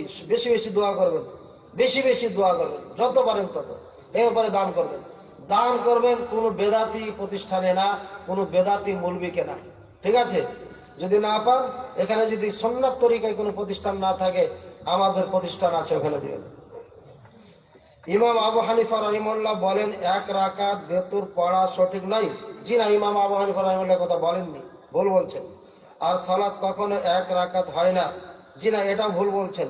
উসমান রাদিয়াল্লাহু তাআলা এক রাকাত সালাত পড়ে গোটা রাত কাটিয়ে দিয়েছেন, কাবাকে সামনে রেখে, মাকাবে ইব্রাহিমকে সামনে রেখে। ফাতুল বারীতে স্পষ্ট বিশুদ্ধ সনদে লেখা আছে। আর হাদিস নেবেন, আমার কাছে আছে, ওই যে গাড়ি ভর্তি করে রেখেছি, ডিস্টার্ব করলে নিয়ে আসবো। এই বক্তব্য কি ইমাম রাহিমাহুল্লাহ থেকে প্রমাণিত নাকি? ও ভালো কথা দেখছে, এটি ইমাম রাহিমাহুল্লাহ নামে মিথ্যাচার, মিথ্যাচার। আপনারা বলেন তারাবির সালাত 8 রাকাত, তাহলে মক্কা মদিনার মসজিদে 20 রাকাত পড়া হয় কেন? ও তাহলে আমি কি ভুল বলছিলাম? আমি কি বলেছি? মক্কা সৌদি আরবে কয় রাকাত হয় ভাই? মক্কা মদিনাতে 8 রাকাত হয়, কিন্তু কাবাতে আর মসজিদে নববীতে। মক্কা মানে পুরো ডিস্ট্রিক্টকে বোঝায়, মদিনা মানে পুরো ডিস্ট্রিক্টকে বোঝায়। যখন বলবো কাবা, কাবা এবং মসজিদে নববী, এখানে 20 রাকাত হয় 20 দিন। কয়দিন? 20 দিন। আর পরের 10 দিন যেটা আসে তখন আরো 10 যোগ করা হয়, কত হলো? তাহলে 30 হলো। তাহলে 20 রাকাতে কি থাকলো? তাহলে 20 রাকাত 20 দিন কেন পড়ে? এটা তো প্রশ্ন। জি, জায়েজ আছে, তাই পড়ে। আপনি যদি সারা রাত সালাত পড়তে চান, পড়তেই থাকেন, যত পারবেন। 100 রাকাত পড়বেন, সমস্যা কি? আমাদের আর 20 রাকাত ওয়ালা ভাইদের মাঝে পার্থক্য এটা। আমরা বলছি নবীর সুন্নাত 11 রাকাত অথবা 13 রাকাত বেতর সহ, আর আপনি বলছেন না এটা সালাত তারাবি না, এটা তাহাজ্জুদ। তো যদি এটা তাহাজ্জুদ হয় তাহলে নবী সাল্লাল্লাহু আলাইহি ওয়াসাল্লাম 3 দিন তো তারাবি পড়েছেন, ওইটা হাদিসটা কোথায় দেখেন? নেই। 20 রাকাত পড়েন, ওই ওমর রাদিয়াল্লাহু তাআলা পড়াইছে। তো ওমর রাদিয়াল্লাহু তাআলা আনহু পড়ালে তো এটা হাদিস হলো না রে ভাই, এটা কি হাদিস হলো? ওমরের কথা কি হাদিস হয় নাকি? আপনি আসার বলেন, ওমরের কথা বলেন, কিন্তু হাদিস বলছেন কেন? আন্দাজি বলছে 40টা 45টা হাদিস আছে। হাদিস থাকলে রাসূলের হাদিস দেখান, সেটা তো নাই। কোথাও বুঝছেন? কটা আছে, কয় রাকাত আছে? বুখারী হাদিস 11 13 ভেতর সহ, মানে 8 রাকাত। হ্যাঁ, উত্তর তো দিতে হবে। তাহলে 20 দিন 20 রাকাত কেন? মক্কা অর্থাৎ কাবা এবং মসজিদে নববী এটা রাষ্ট্রীয় মসজিদ। এটা কি রাষ্ট্রীয় মসজিদ? রাষ্ট্র ভালো মনে করেছে যে বাঙালিরা 20 রাকাত পড়ে, তো এখানে 20 রাকাত করে দিয়েছে। কেউ কেউ আলেম ওলামা বলেন যে 20 রাকাত না, সারা রাত সালাত চলবে এখানে, এটা বন্ধ করা যাবে না। ঠিক আছে? কেউ বলছে না, যে কাজ নবী সাল্লাল্লাহু আলাইহি ওয়াসাল্লাম করেনি ও কাজ করা যাবে না, ঘুমের সময় দিতে হবে। কাজে বেশি থেকে বেশি 20 রাকাত করে দেন, তো 20 রাকাত করেছেন, ঠিক আছে? এটা রাষ্ট্রীয় নিয়ম নীতি করেছেন সবার জন্য। এটা একটা উত্তর। দ্বিতীয় উত্তর হচ্ছে যে ফরজ নামাজের সময় সমস্ত দোকানপাট বন্ধ হয়ে যায়, কিন্তু তারাবির নামাজের সময় সমস্ত দোকানপাট খোলা থাকে। আর নিম্নে 2 জন লোক থাকে একটা দোকান, যত ছোট দোকান হোক, 2 জনের কম নাই। একজনে তারাবি সালাত পড়ে 10 রাকাত দিয়ে চলে যায়, আর একজন এসে 10 রাকাত পড়ে, যাতে এই কর্মচারী বঞ্চিত না হয় তারাবির থেকে। বুঝেছেন? ব্যবসায়ীদের জন্য এ কাজ করেছেন ওনারা। এটাই হচ্ছে উত্তর। আমরা সাধারণ জনগণ কিভাবে ইসলাম প্রতিষ্ঠা করবেন ইসলাম প্রতিষ্ঠা?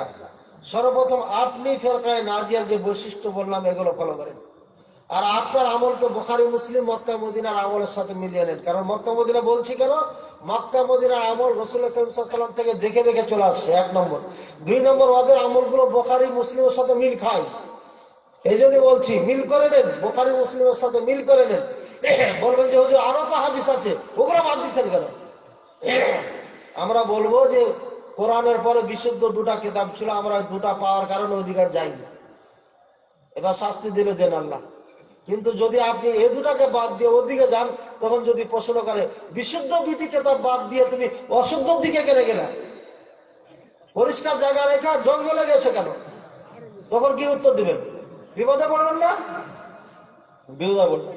সূরা ফাতিহার ক্ষেত্রে তাই বলবে যে বুখারীতে হাদিস থাকে, স্পষ্ট হাদিস ছিল, এটা না মেনে তুমি আবার পড়লে না কেন, তখন কি উত্তর দিবেন? উত্তর দিতে পারবে না। কিন্তু আমাকে প্রশ্ন করলে আমি বলবো আল্লাহ বুখারীতে হাদিস পেয়েছিলাম তাই পড়েছিলাম, এমন কি করবেন করেন। ঠিক আছে? বুঝেছেন? আমি অত তাবিল বুঝি না, বুঝি না। আল্লাহ আমি হাদিসে পেয়েছি, আমল করেছি। সালাতে রফল আদায় করতে হবে না, এটা মানসুখ হয়ে গেছে। তারপরেও আহলে হাদিসরা রফল আদায় করেন কেন? যিনি বলেছেন ভুল বলেছেন, হাদিস সম্পর্কে তার জ্ঞান না থাকাই একথা বলেছেন। হাদিস সম্পর্কে জ্ঞান না থাকাই বলেছেন। এটা সলে বলে কলে কৌশলে নিজের মতকে প্রাধান্য দেওয়ার জন্যই বলেছেন, অন্য কিছু না। মানসুখ যদি হয়ে যেত মক্কা মদিনার এক কথা আরবিতে যারা কথা বলে এরা সবাই এগুলো করে, কি সব মানসুখ রহিত হাদিসের উপর আমল করছে? এরা কি মনে করেন আপনার হুজুর সত্য না মক্কা মদিনার হুজুর সত্য? এখন যদি বলেন আমার হুজুর সত্য, আমার হুজুর এত বড় হাবা কাবা মানে সত্য না, মানে তাহলে আপনাকে আমি বুঝাতে পারবো না। মক্কা মদিনার আলেম যদি সত্য হয় তাহলে আপনার হুজুর মিথ্যা। এবার ইন্দোনেশিয়াতে যান, মালয়েশিয়াতে যান, আপনার মালদ্বীপে যান, সিঙ্গাপুরে যান, এরা সবাই অপরাধীন করে, নাকি সবাই রহিত হাদিসের উপর আমল করে, আর আপনারা শুধু ঠিক হাদিসের উপর আমল করছেন নাকি? এটা ভাই আপনাকে বুঝাইছে আপনার এই শীতলাল গ্রামে বাড়ি, তাই, কিন্তু আমাদের মক্কার মানুষকে বুঝাইতে পারবেন না। ঠিক আছে? দেখে দেখে আমল চলে আসছে, এটা কেমন বুঝাবেন? একটা বোনের প্রশ্ন আসছে, বোনটাকে অগ্রাধিকার দিতে হবে। হ্যাঁ, আল্লাহ নবী সাল্লাল্লাহু আলাইহি ওয়াসাল্লাম বলছে নারীদের প্রতি তোমরা দয়া করো। মহিলাগণ ইমামের মাধ্যমে ঈদের সালাত আদায় করতে পারবে কি? জি পারবে। বুখারী সহিহ মুসলিমের হাদিস, নবী সাল্লাল্লাহু আলাইহি ওয়াসাল্লাম বলছেন, এই উম্মে সালমা, সমস্ত নারীদেরকে বের করো, ঋতুবতীকে বের করো, আরো যে ছোট ছোট যে কেমন বালেগ হয়েছে লজ্জায় মরে যায়, অকর উন্নাতে ঢেকে ঢেকে নিয়ে যাও, ঈদের মাঠে নিয়ে যাও। রীতিমতিরাকে ঈদগাহ মাঠের বাইরে রাখবে, ওরা খুতবা শুনবে, আর মুসলমান যখন আমিন আমিন বলবে দোয়া করবে না, ইমাম সাহেব যে আমি কতবার দোয়া হয়ে গেল না, আমার মার জন্য হলো, আপনার মার জন্য হলো, অনেক ভাইয়ের জন্য দোয়া হয়ে গেছে না, এই যেরকম ইমাম মাঝে মাঝে দোয়া করবে, অনেকের সময় দোয়া এসে যায় বক্তব্যের মাঝে, ওরা আমিন আমিন বলবে, দূর থেকে শরীক হবে এই দোয়াতে, ওদেরকেও যেতে হবে। ঋতুমতী মহিলাকে নবী সাল্লাল্লাহু আলাইহি ওয়াসাল্লাম আদেশ করছেন, আর আপনার হুজুর বলছে পবিত্র হয়ে যেতে পারবে না, হলো নাকি এটা? জি জি জি জি। জি, সবাই যাবেন, সবাই মা বোনেরা সবাই চলে যাবেন। ইমাম সাহেব নামাজ পড়ালে ভালো, আর নাহলে আমাকে খবর দিবেন, আমি আসবো, আসতে লাগবে 2 ঘন্টা, এসে নামাজ পড়িয়ে যাবো। চুলে কালো কলম করার শাস্তি কি? খুব মারবে, খুব মারবে। আল্লাহ সৃষ্টি চেঞ্জ করছে না, আপনাকে যেমন তেমন মারি দিবে নাকি? কোন কোন সময় সালাম দেওয়া নিষেধ ও অপছন্দের, কোন সময় নিষেধ নাই। তবে কেউ যদি পেশাব পায়খানায় বসাতে সালাম দিবেন না, কিন্তু কেউ যদি দিয়ে দেয় গুনাহ হবে না। তাহলে ও কখন দিবে উত্তর? যখন শেষ হয়ে যাবে, ছেড়ে ছেড়ে দিবে, এবার বলবে ওয়ালাইকুম আসসালাম ওয়া রাহমাতুল্লাহি ওয়া বারাকাতুহু। ঠিক আছে? ভাত খাওয়ার সময় দেওয়া যাবে না, উজুর সময় দেওয়া যাবে না, এটা আমরা আকল থেকে বানাইছি। কেন হুজুর এটা কেন দেওয়া যাবে না? বলছে ভাত খাওয়ার সময় দিলে এটা বোঝাবে যে আমাকে খেতে দাও। কি মাদানি কোনোদিন খেতে পাই নাই, তো আপনার ভাত খাওয়ার জন্য সালাম দিচ্ছে নাকি? এমপি সাহেব, মন্ত্রী সাহেব